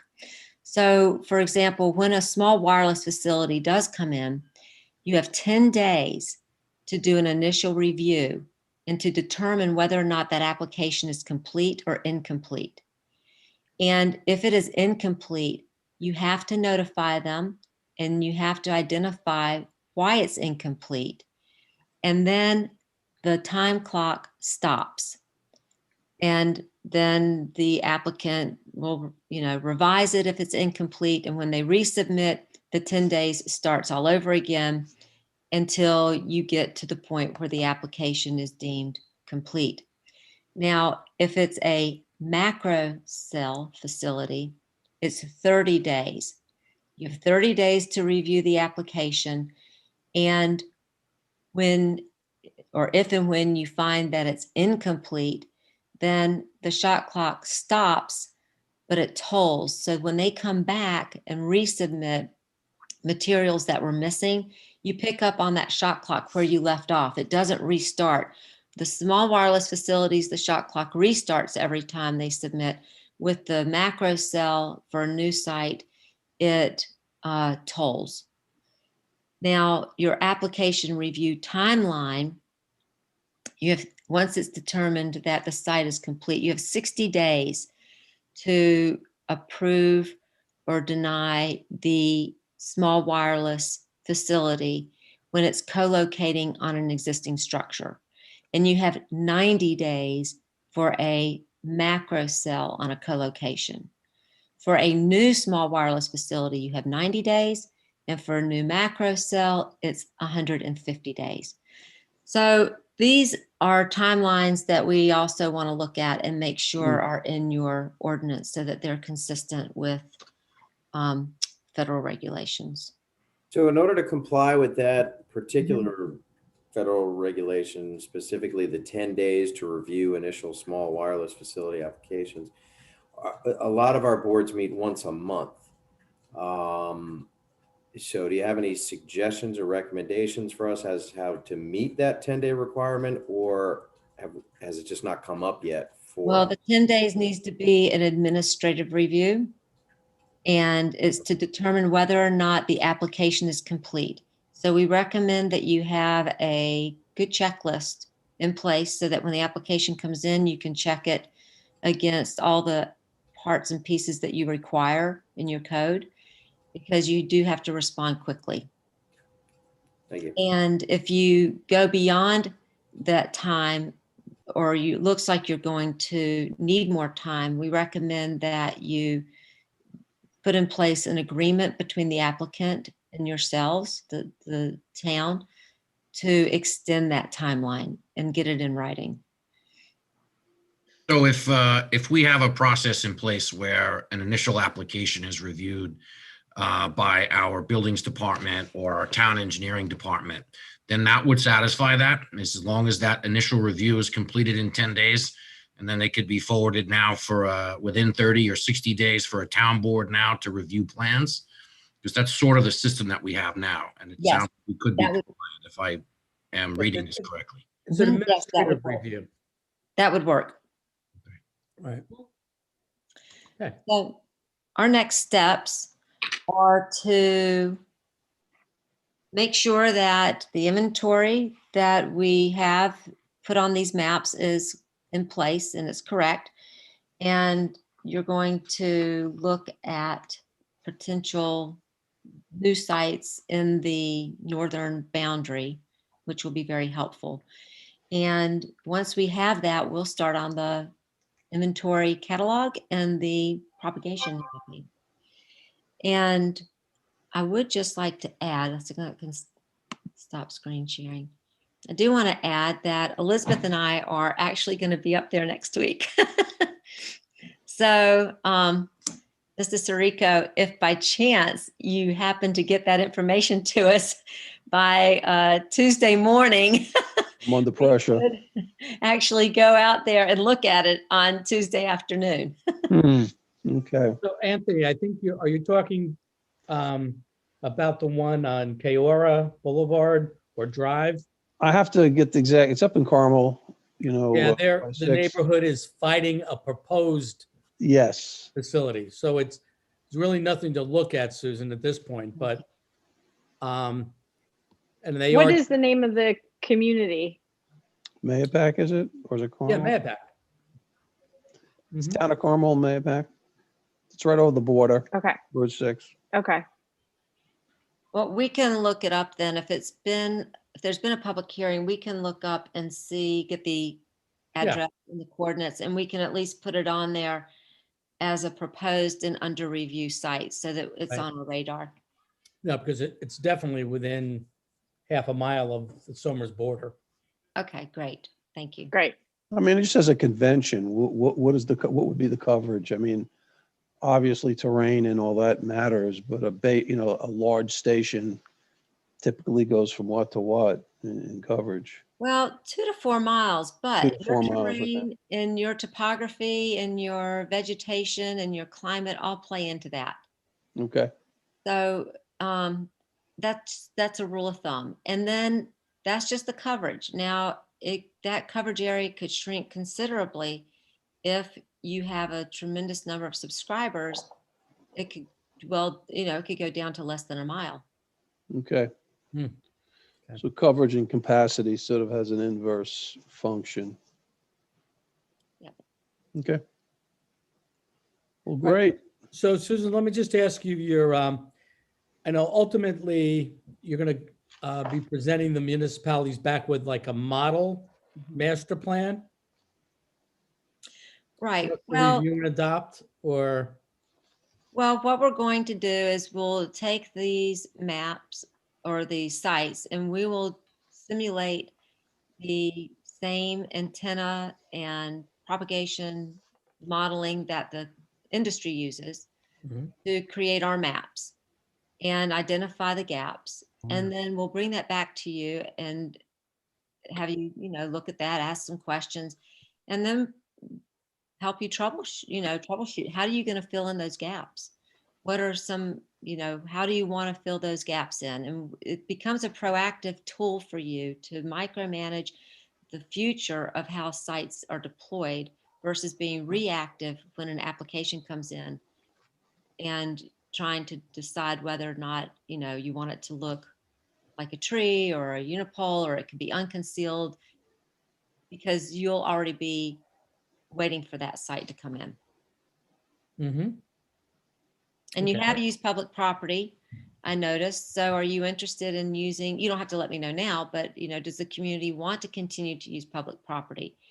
There's a lot of advantages to using public property because you can control that site, you can control the maintenance, you can control how it looks. And if you're interested in using public property, you can go ahead and pre-design it. You can put that in your ordinance even. You can say, we vetted this site, it's gone through a public hearing process when the ordinance was done. And if the industry comes in and they put in let's hypothetically say they put in a flagpole at City Hall or Town Hall, and you would vet that, say 120 feet. Again, this is hypothetical. Then if the industry came in and they said, oh, we want to go in this area and we're willing to build a 120-foot flagpole, and you vetted that through the ordinance hearing process, then you could do that administratively.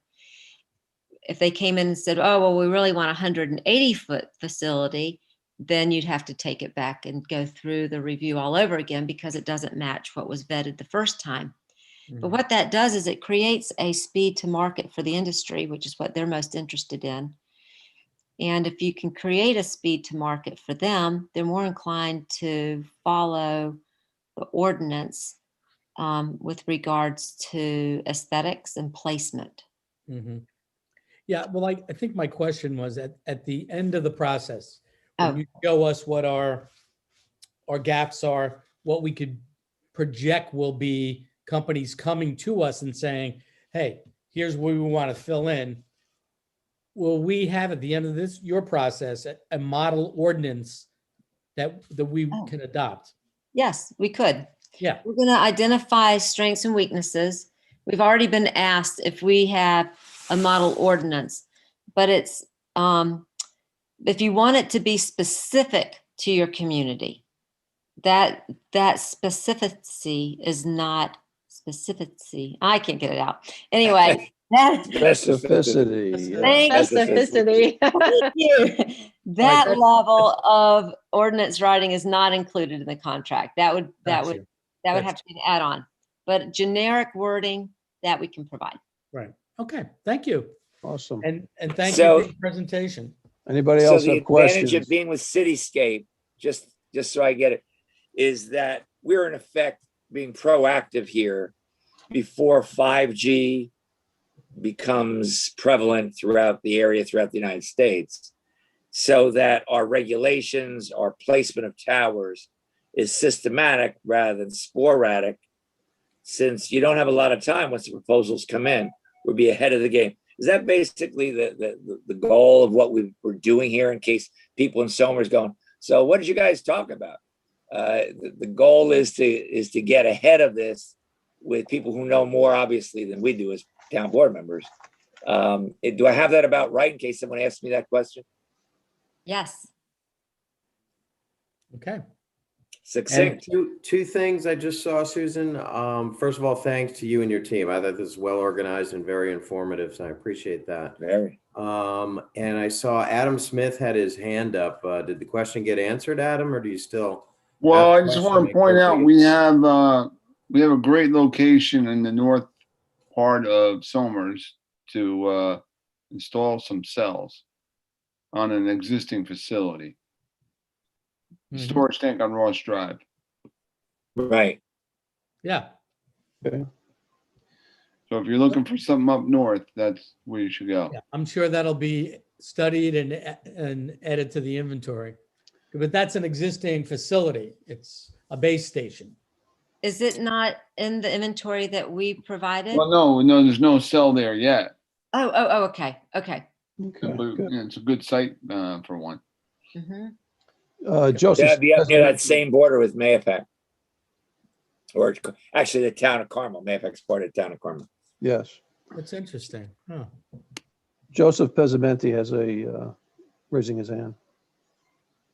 Susan, thank you very much for the detailed presentation. I just had some questions with regard to any tower, whether it's, small cell or microcell or macro cell, would require fiber optic infrastructure in order to fill in a dark spot on the map. Is that a correct statement? Well, that's a good question. They do not always Yes and no. fiber to all the sites. They would love to have fiber to the sites. Ideally, fiber is what gives the site more capacity. So, and it's an optimal, it optimizes the network, makes it more robust. But no, not every site has fiber to it. Okay. It's just, being where we are today, with lots of people working from home, I understand you're analyzing population density, but I'm not sure that there's a way to analyze bandwidth usage compared to a year ago, compared to today, with a lot more people working from home, a lot more children learning from home. I think the fiber piece, the analysis of that and where the existing fiber infrastructure is and where those strengths are, as we look to the future to add more. I mean, it's great to encourage development in terms of aesthetics, in terms of zoning, but population density isn't the entire story. If you have, if you have 6 people in a household, 3 learning, 2 working, and it's not in a population dense area, but it is in an area that requires more bandwidth. So I think understanding where the fiber is important. My understanding is that each macro or micro cell is adding devices to a network that may or may not have adequate fiber infrastructure. So I'm sure that's part of the provider's analysis, but I'm not sure that would be part of our understanding after the report. Let me see. I think I touched on, I was just taking some notes, and I noticed that there's no small sites, but that could also go back to the telecoms. The telecoms really, I mean, my understanding is they're looking for a 3 to 5 year payoff for any infrastructure investment. So we can pass ordinances, but if we don't have the density to back it up, I fear we're stuck. So, I mean, what are your thoughts on that versus, I know in other parts of the country, there's been a trend of open access networks that can be bonded by municipality with a 30-year payoff, and it actually ends up earning revenue after that period of time. So I'm just curious to know your thoughts on that, just knowing that we're a low density area. And I think through the ordinances, we'll be able to, or the town will be able to encourage aesthetics, but I'm not sure that we can prompt infrastructure investment with lack of density in light of the fact that the telecoms are looking for a 3 to 5 year horizon for return of value to shareholders. You bring up some very good points for sure. So you're right. The industry is about their bottom line. And if you have a very rural area, they're not inclined to go there because the subscriber base doesn't support that business model. But I don't know that that's the case with Somers. It'll be interesting to look at that. We'll certainly be looking at it when we're out there. We've seen other parts of New York where, small wireless facility, ODAS networks are going out into these areas. So it's being driven by something more than population. It's being driven by subscriber usage. And so I think if their network shows that they have areas where they have a loss of capacity, and it's documented, especially by people who call and complain, they'll look at that. But Elizabeth, you were going to say something about the fiber and Right. So fiber to the cell tower sites is what's considered backhaul. And so either the cell sites, each facility has to have some sort of backhaul which communicates back to the network. So it's either via fiber optic, or it's sometimes in a case of a rural area where there's no fiber to the tower, it's a microwave backhaul. So the fiber that you may be speaking to needing to be in home would not necessarily come from that wireless facility. So the wireless services, so what happens is fiber networks get built out, and then there's the last mile, what's considered the last mile, which is from the cell site to your home. And that's what they call the last mile. Those are what they're trying to do is wireless is an easier way to get those devices to work. It's a less expensive way to get those devices to work than fiber to each home, especially in a rural area. So there's a couple different aspects of that, and that will be explained in the plan. And I think as we go forward, you'll see that fiber is definitely, like in my household, there's 3 of us and we have 12 devices. So, and we could have all of them going at various times. So fiber to our home is important because then we can connect that way versus relying on a cell tower for services. Right. Well, Susan, does that make sense? Yeah, no, it doesn't. Speaking of fiber, what you're going to learn when you study Somers a little closer is Fios via Verizon has crept into certain areas of our town, but not all. So there is an outcry. Why isn't Verizon? Why is the town prohibiting Verizon from expanding into Somers? And I routinely get in touch with Verizon and they give me the same response. And the response is, we are building out the 5 boroughs of Manhattan at this time, and it is not economically feasible to expand in Somers. So that's what we've been getting for the last 5 years. And it's all a business decision. It's based on, and they have their plans, and they will, they're going to hit the ones that make the most financial sense first.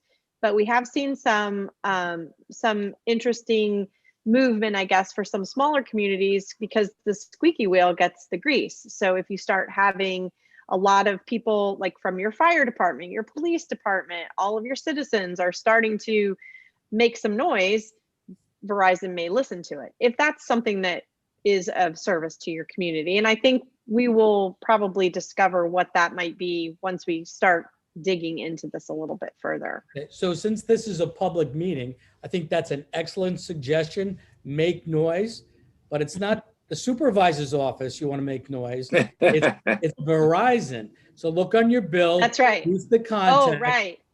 and join my Verizon. voice. I'm sorry. They hear from me all the time. That's So right. That's I wanna right. So thank you for a very succinct and professional presentation. And we look forward to working with Cityscape. So thank you. Very much. thank you. Thank you. And drop us a note when you're going to be up here next week. Okay, we'll All let right. you know. Thank you. Good. Thank Okay, you. so Adam, I know you're still with us and you're very patient. And we have a memo and a request from Adam dated February 10th regarding water district consolidation. So Adam, why don't you give us a synopsis of your request? So in 2000 and 2001, we started a transmission main project that brought water from Route 35 and Mayapack Avenue into the Shenorock and Route 6 area of Somers. We borrowed money from the state revolving loan fund, and that's going to expire in 2022. I mean, mature. Mature. Yes.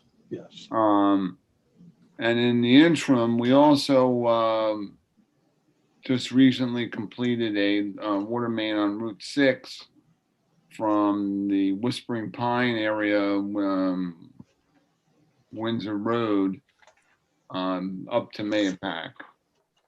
So that gives us two interconnections with Yorktown.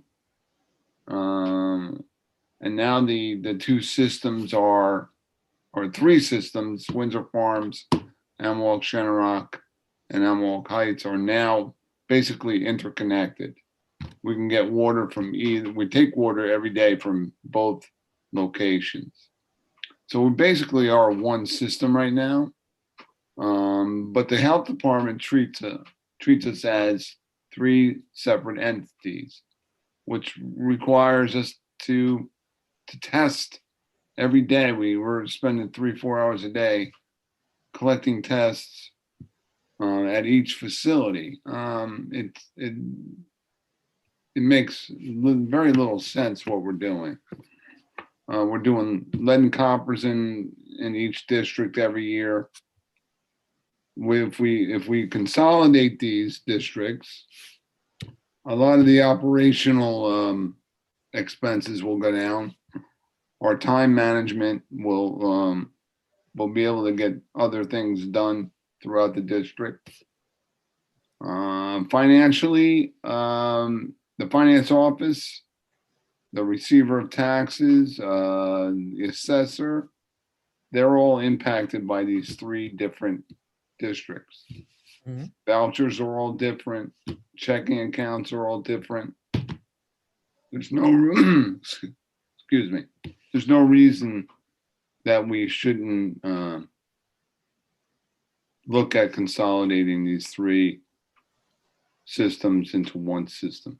So just so, in essence, you have three legal entities that are billing and operating separately. And you're saying operationally, it's really one. So your proposal Operationally is one. is one. So your proposal is to create one legal entity, right? Correct. And then that'll simplify it. You know, need one bank account, one invoice, one set of billing and reconciliation. So you reduce three to, the work from 3 times to one. And there's inequities as well. I mean, Shenorock's the larger district. They're supporting the other districts as well, but, and we try to divvy up those expenses, payroll and large it. expenses, but there's things that are just impossible to track and fairly distribute amongst the three systems. Yeah, Right, there's so no I- perfect allocation method. So this is possible now because of that completion of that loop. Goes to the completion on the loop, and that will be debt-free. Yes, okay. And Adam, all districts will be debt-free? Yes. Great. yeah, Which entity will survive? Well, the largest one right now is the Amawalk-Shenorock Water District. So that'll be the surviving district. Or we could just change it to Somers Consolidated Water District number 1. Yep, Well, you would change the name, but the entity may just stay the same, right? right. That There would- is a process for this under general municipal law. It is a process. I just went through it in North Castle with 2 water districts. It takes the better part of a year to go through the process. There's a number of publications and public hearings and filings in Albany. So this would be effective, you would want it effective next January 1st? April. April of 2022. Correct. Okay, is that a reasonable timeline? yes. Because that was going to be my next question. What is the, timeline for this? Right. There's Right, gonna have to so- be maps And drawn what up. would we have to budget to do Downs. this? What would we have to budget to do this, dollar-wise? Is going to be legal, filing, any operation, back office changes, what? We just do it? I'm not completely sure on that. I know you're gonna have to have some engineering done, drawing of maps, the meets and bounds of the district will have to be determined. No, we really don't have to do that because you have all that information. Okay. The consolidation, that's why I asked which district will survive, because they'll just be consolidated into one district, but you'll have all the meets and bounds that you had. They don't change. They're Okay. just going to be one district. You've got all the tax lot designations for Yeah. billing, so you don't need to go through that again. Those are just computer functions to put that into one program. Okay. So Roland, having been through this process elsewhere, can you give us a ballpark? If we don't need the engineering because it's basically done, well, I think I'd have to pull our bills, but I think it was somewhere around $12,000. Okay. I mean, look, I think I would highly recommend this.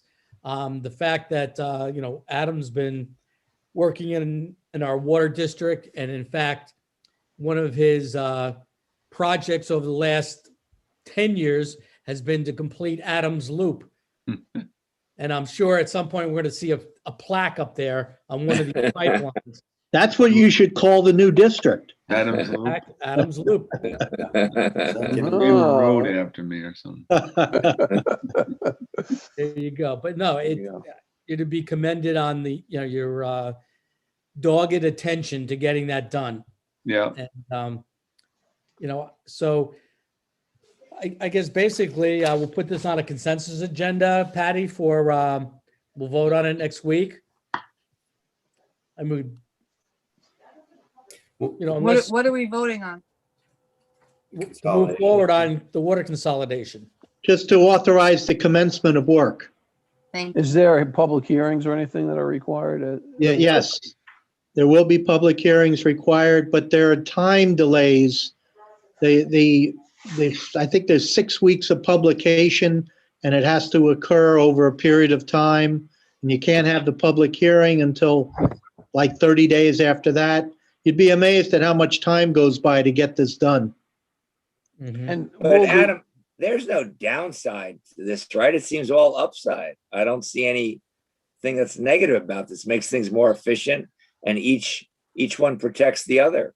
Each of the three sort of separate entities protects the other. So am I wrong here? Yeah, all the rates right now are all the same in all the All right, districts. well, that's important. So there's not going to be any. No one's going to be leveling. paying any more Yeah, okay, than they good, are now. good. Well, and matter of fact, they should be paying a little less since it's paid off, right? Oh, well, the That'll bond drop everybody. loan, but the water rate itself, Right. the quarterly charges shouldn't change. Adam, would you send me a copy of your memo? Sure. Great. I do have one question, Roland. We have 12 homes that are serviced as out of district. We would like to bring those 12 homes into the consolidated district. Is that possible? Yeah, I would think that would be a separate proceeding once the consolidation is complete. Okay. So we could get that done relatively quickly, but it would have to be after the effective date of the consolidation. Okay. So on that note though, Adam, is Adams Loop mutually exclusive to Somers, even with these 12 outliers that want to join? In other words, Yeah, is there they're all in anybody in? Somers. They're all in Somers. Okay, and the flip side to that, is there anybody in Somers who's on another district other than yours? There are several houses on Quaker Church Road that are serviced by Yorktown from And the Hilltop, Yorktown and water. Hilltop also, What's that? and Hilltop Drive also. Yeah, they're serviced by Yorktown, right? Yep. So they're out of district. We can't bring those in because Cost we prohibitive. have no infrastructure there. Yeah. It's I not think necessary, really. I think 4 houses away from me has Yorktown Water. Yeah. But it's Okay, not, so it's not Adam, necessary, right? It's just they. What's that, Rick? No, I was going to say, Adam, that begs the question on our agenda item number 6, which is the mutual aid agreement between Northern Westchester Joint Water Works. We're in the process, so we're an ancillary to this agreement in the fact that there's a 24 and a 16-inch main that runs to the MWalk water treatment plant that these 12 homes are on, and that they pay Yorktown. We're in the process, and this is a process where Somers is not directly involved, but Northern Westchester Joint Water Works is taking on the responsibility of those pipes now, and Yorktown will no longer be billing our people for that water. That billing will be coming through Adam's office.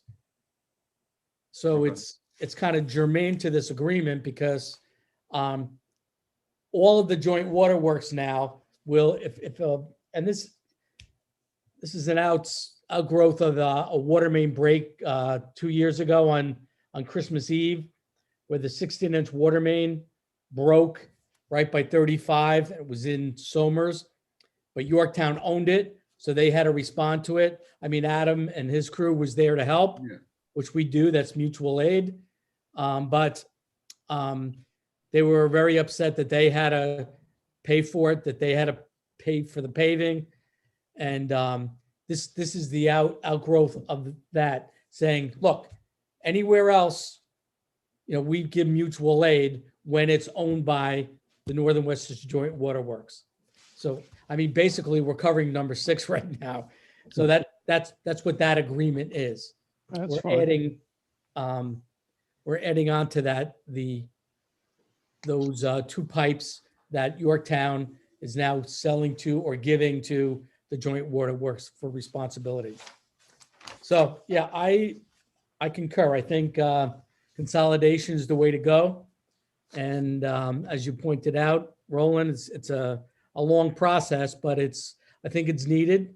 And so we'll put it on for a consensus agenda next week unless any of the board members wants further discussion on it. Okay, if not, we'll put it on the consensus agenda. We'll get that approved. We'll get the memo over to Roland, and, we can begin the process.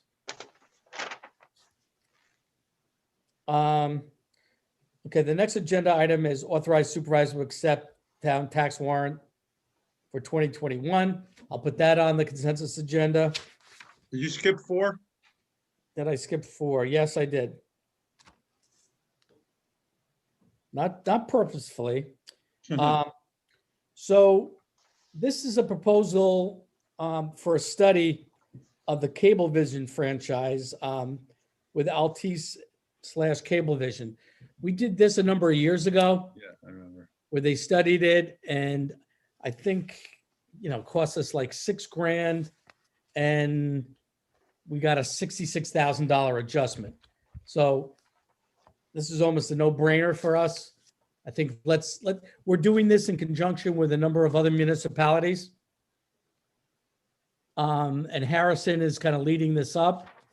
So I'll put this on the consensus agenda for next week. We'll sign on with those other municipalities. They'll do a study for us. And then, they'll go back to us with what kind of a recovery we're going to get from Cablevision. Believe me, I can't wait to get some money back from Altice Cablevision. They've been quite the headache over this past year. Here, here. Okay, so that's, They have a customer service department in the Elephant Hotel. yeah, they do. They do. And we're going to start charging by the hour, and then see how things go.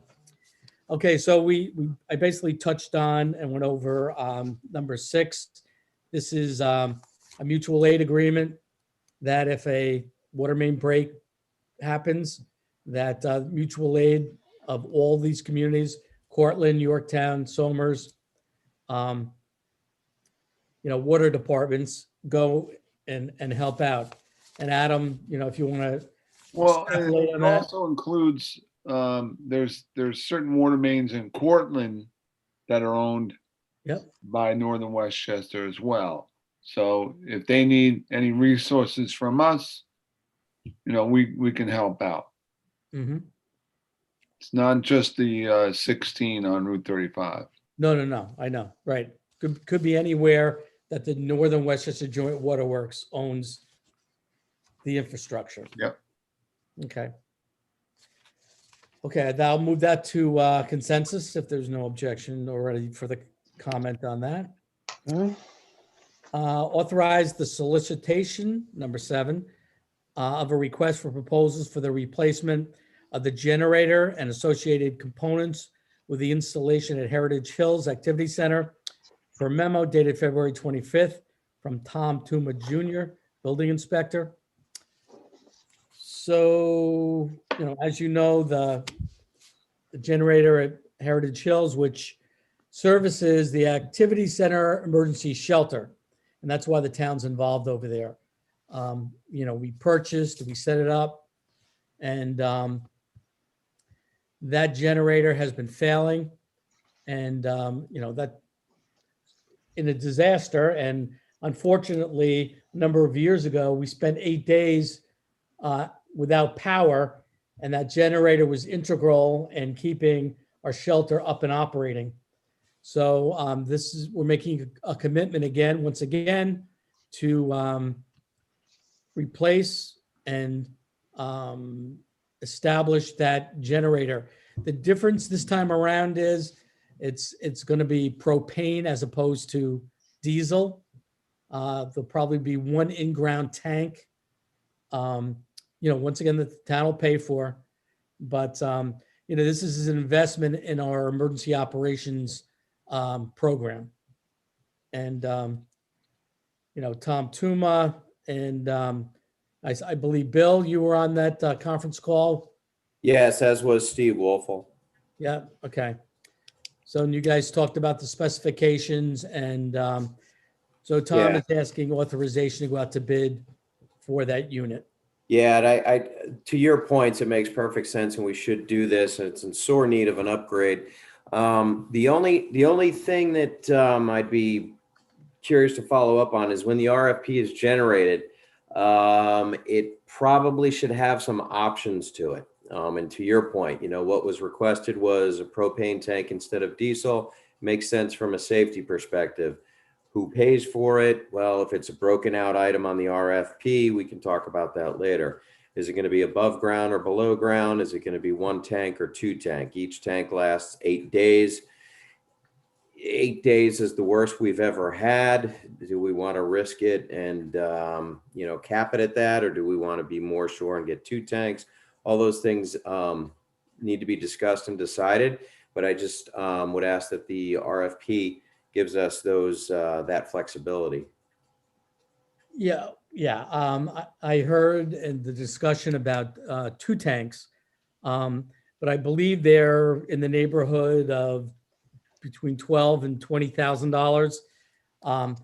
I think during an 8-day period, we could refill a propane tank rather than having another expenditure like that. I would certainly hope, but It would be my recommendation that we purchase 1 tank. But the way, a bid package goes out, you have to tell them what you want.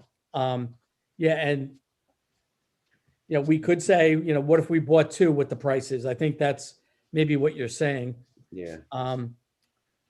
But we can review that final bid package before it goes out. Thank you. Okay, that'll be on once again for the consensus next week. Okay, under financial, authorize the 2020 budget transfers and modifications per an email from Bob Kehoe, Director of Finance.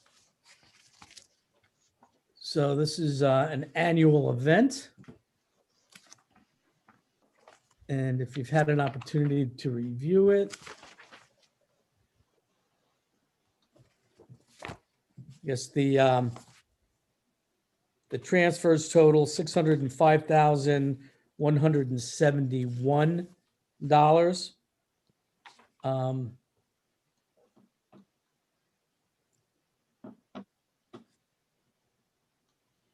And all the services, all right, that's on page, I don't know if that's the total for all of it. But if you haven't, I will put this on the consensus agenda. I don't, Patty, do you know if we need to move on this tonight? Consensus agenda is fine. Okay. And this way, gentlemen, if you haven't had or if you have questions on the transfers, you can direct them to the finance director. Okay. Yeah, because this just came into us, so you may not have had a chance to review it. But all the departments. I don't see it in Dropbox. Yep. Okay.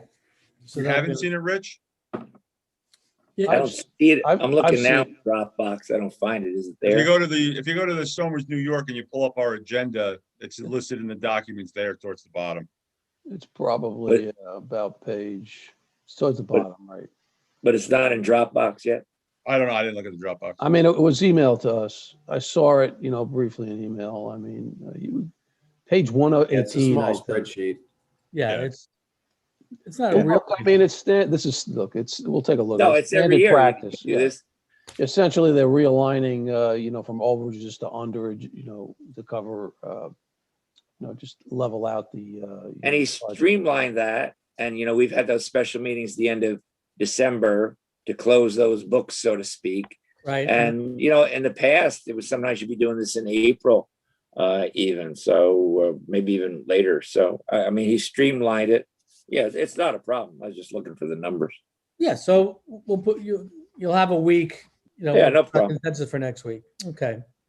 All right, now we'll move on to G, personnel, current vacancies, affordable housing, assessment, board of review, partisan prevention. Upcoming vacancies, architectural review, parks and rec. I just sent out letters to incumbents in those positions. Most likely, and we hope that the people who are expiring, their terms are expiring, want to re-up. So but once again, we encourage, people to come on out and get involved in your community. There's plenty of places to volunteer. I want to acknowledge the resignation of Ms. Anna Maria Gizzo as a senior office manager in the town of Somers Building Department effective February 23rd. Acknowledge the promotion of Charles Huber III from road maintainer to motor operator at an hourly pay of $35.31 per memo dated February 24th from Nick DeVito, Superintendent of Highways. And that's effective February 22nd. Acknowledge the promotion of Dennis Coffey from road maintainer to skilled road maintainer at an hourly rate of $28.08 per memo from dated February 24th from Nick DeVito, Superintendent of Highways. That's effective February 22nd. Authorize the promotion of Miss Erica Gentile from part-time chauffeur to part-time food service helper at the same hourly rate of $17.45, effective July 1, 2019. She's been doing that role since that time, as well as being a chauffeur. Authorize the hours change of Miss Erica Gentile from part-time food service helper full-time to full-time food service helper, grade 2, step 10, at an annual salary of $47,000 on the CSEA salary schedule effective March. I didn't get it, I sent it. 1st. So And this one, Rick, this was necessitated because of the, I believe it was last month we accepted the retirement or the resignation of one of the workers there. And I think she's filling in from that. Do I have that correct? you do have that correct. And if you want really all the details of this transaction, Kim DeLucia has been working with County HR to make these changes. Oh, is that right? This is a valuable employee, has been going out of her way to get the work done. And this is on Barbara Tabor's recommendation. So she will be a full-time person in this role, and effective March 1st, her salary will be reflective of the work that she's doing. And then finally, authorize the provisional promotion of Ann Garrity to Office Assistant Automated Systems in the town's clerk office, grade 4, step 1, at an annual salary of $43,786 per memo dated February 24th from my office, which will be effective March 1st. Is that also a person who's left? Is that a fill-in on that? Or is this an additional position? Just wondering. Okay, so we had a retiree in our dog control officer. And that position, the part-time position has not necessarily been filled yet. Part of that position is going over to the police where it originated. And the part that remains in the clerk's office will be all the other parts of the dog licensing and complaints will be, I guess, come into the office and then be referred to the police. Patty, you could probably explain that better than I. You pretty much covered that part, but don't forget, we have check-in until God knows when. Yeah, I keep forgetting about the ancillary duties that she performs. But yeah, so that's it's a combination, Rich. People leaving and additional duties being assigned. Yeah, I'm just wondering if is it increase in staff or it's filling in a gap, or I'm just, I got the memo. I just didn't figure it out from the memo. Oh, okay. So it's not increased. She's okay. currently there. She is filling in lots of gaps. Right. Okay. So all of those, Patty, will put over to the consensus agenda.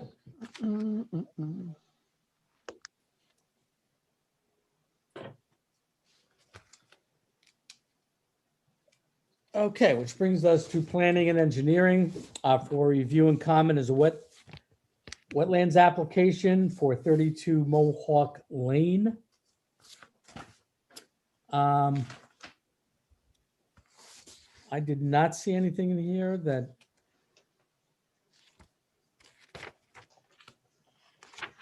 this is really a swimming pool site plan.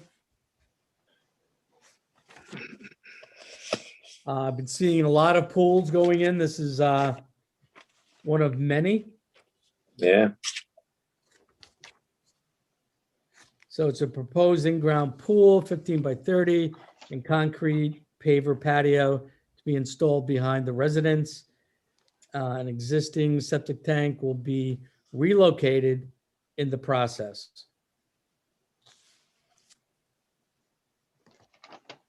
Okay, so no comment from my perspective.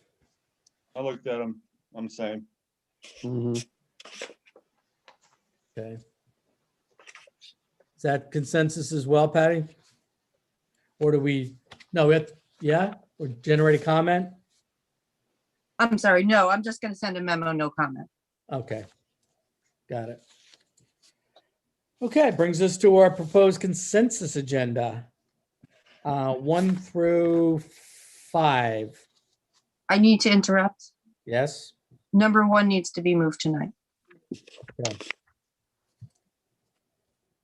okay, yes, the performance bonds. And let me just see if this was the, yes, Tamarack and Vine. Yep, okay. All right, I'm going to make a motion to accept the following subdivision performance bond. Number 1 and number 2. Let's see. Number 1 and 2, Pat, or just number 1? 1 and 2? Yes, both. Okay. I'll make a motion to move the returning the bonds per memos from Wendy and Steve Wolfel. Second. All in favor? Aye. Aye. Aye, so moved.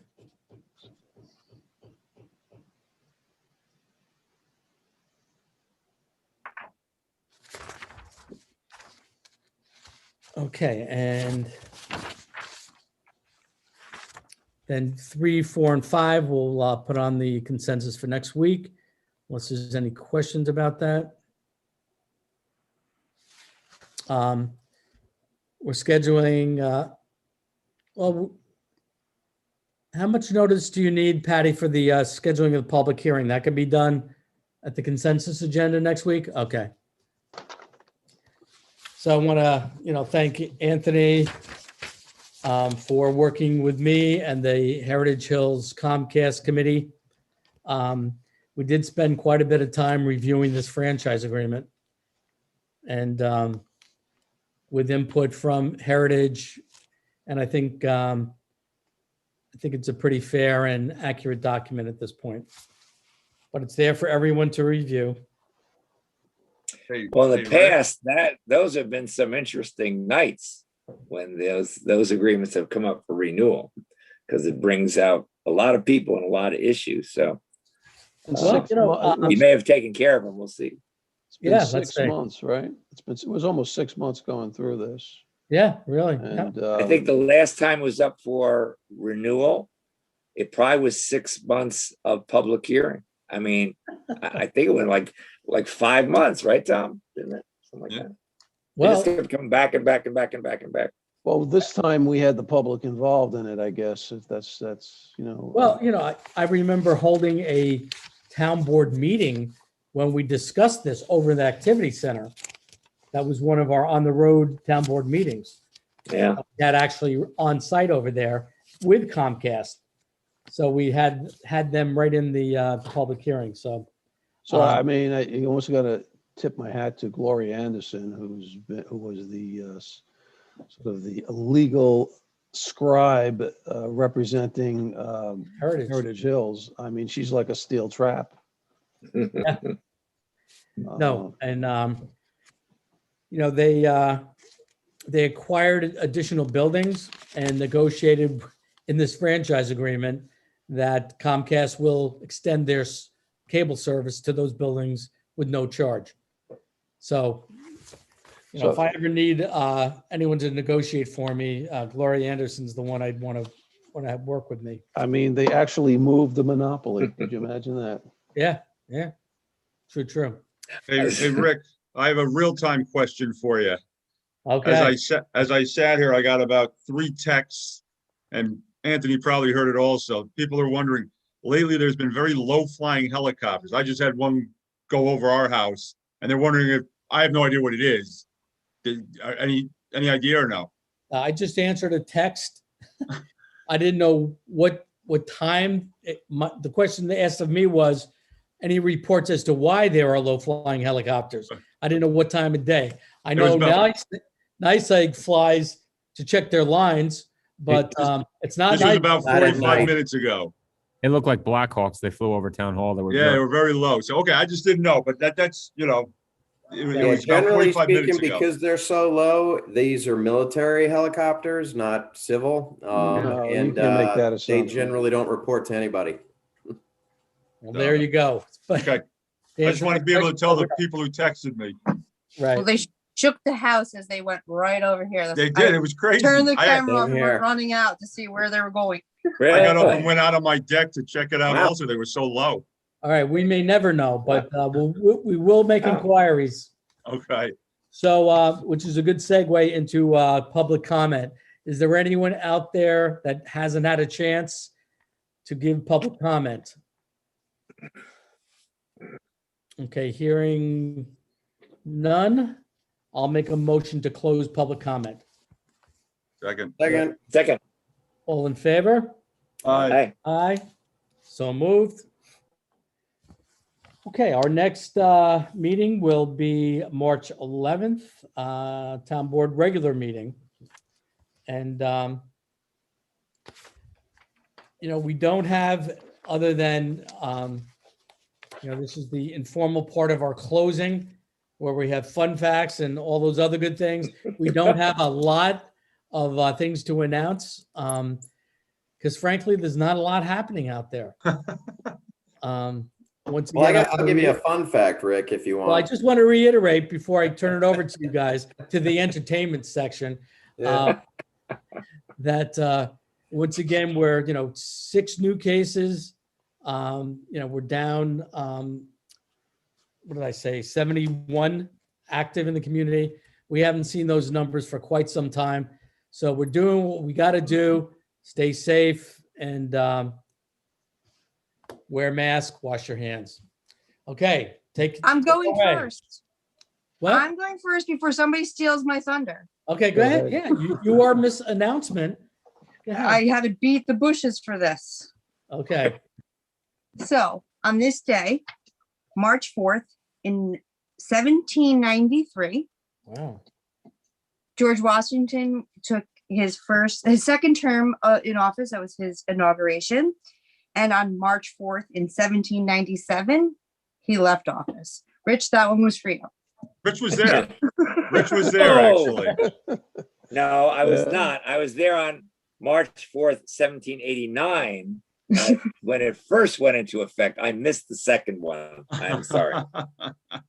No, but that was for the social studies teacher in the group. That was my history. Very good. I did have that one. You're right. Rich, I'll tell you, you really hold up. That well was changed in under- 1933, by the way. Well, you hold up very well under time travel that you've been undergoing. Well, I take my vitamins. And Rich, in 1933, that was which amendment to the U.S. Constitution? That was my fun fact. I believe that was 20, right? 21st, I think. Was it 20th to 20th? Yeah.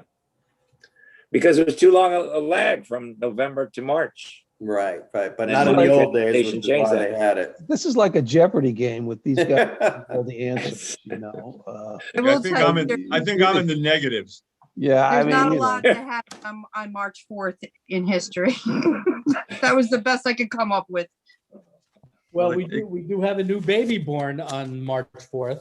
There So- we go. So I have a name. It's Amelia, Oh, nice. live from Denver, Colorado. Oh, Amelia. Yeah, Nice. cool.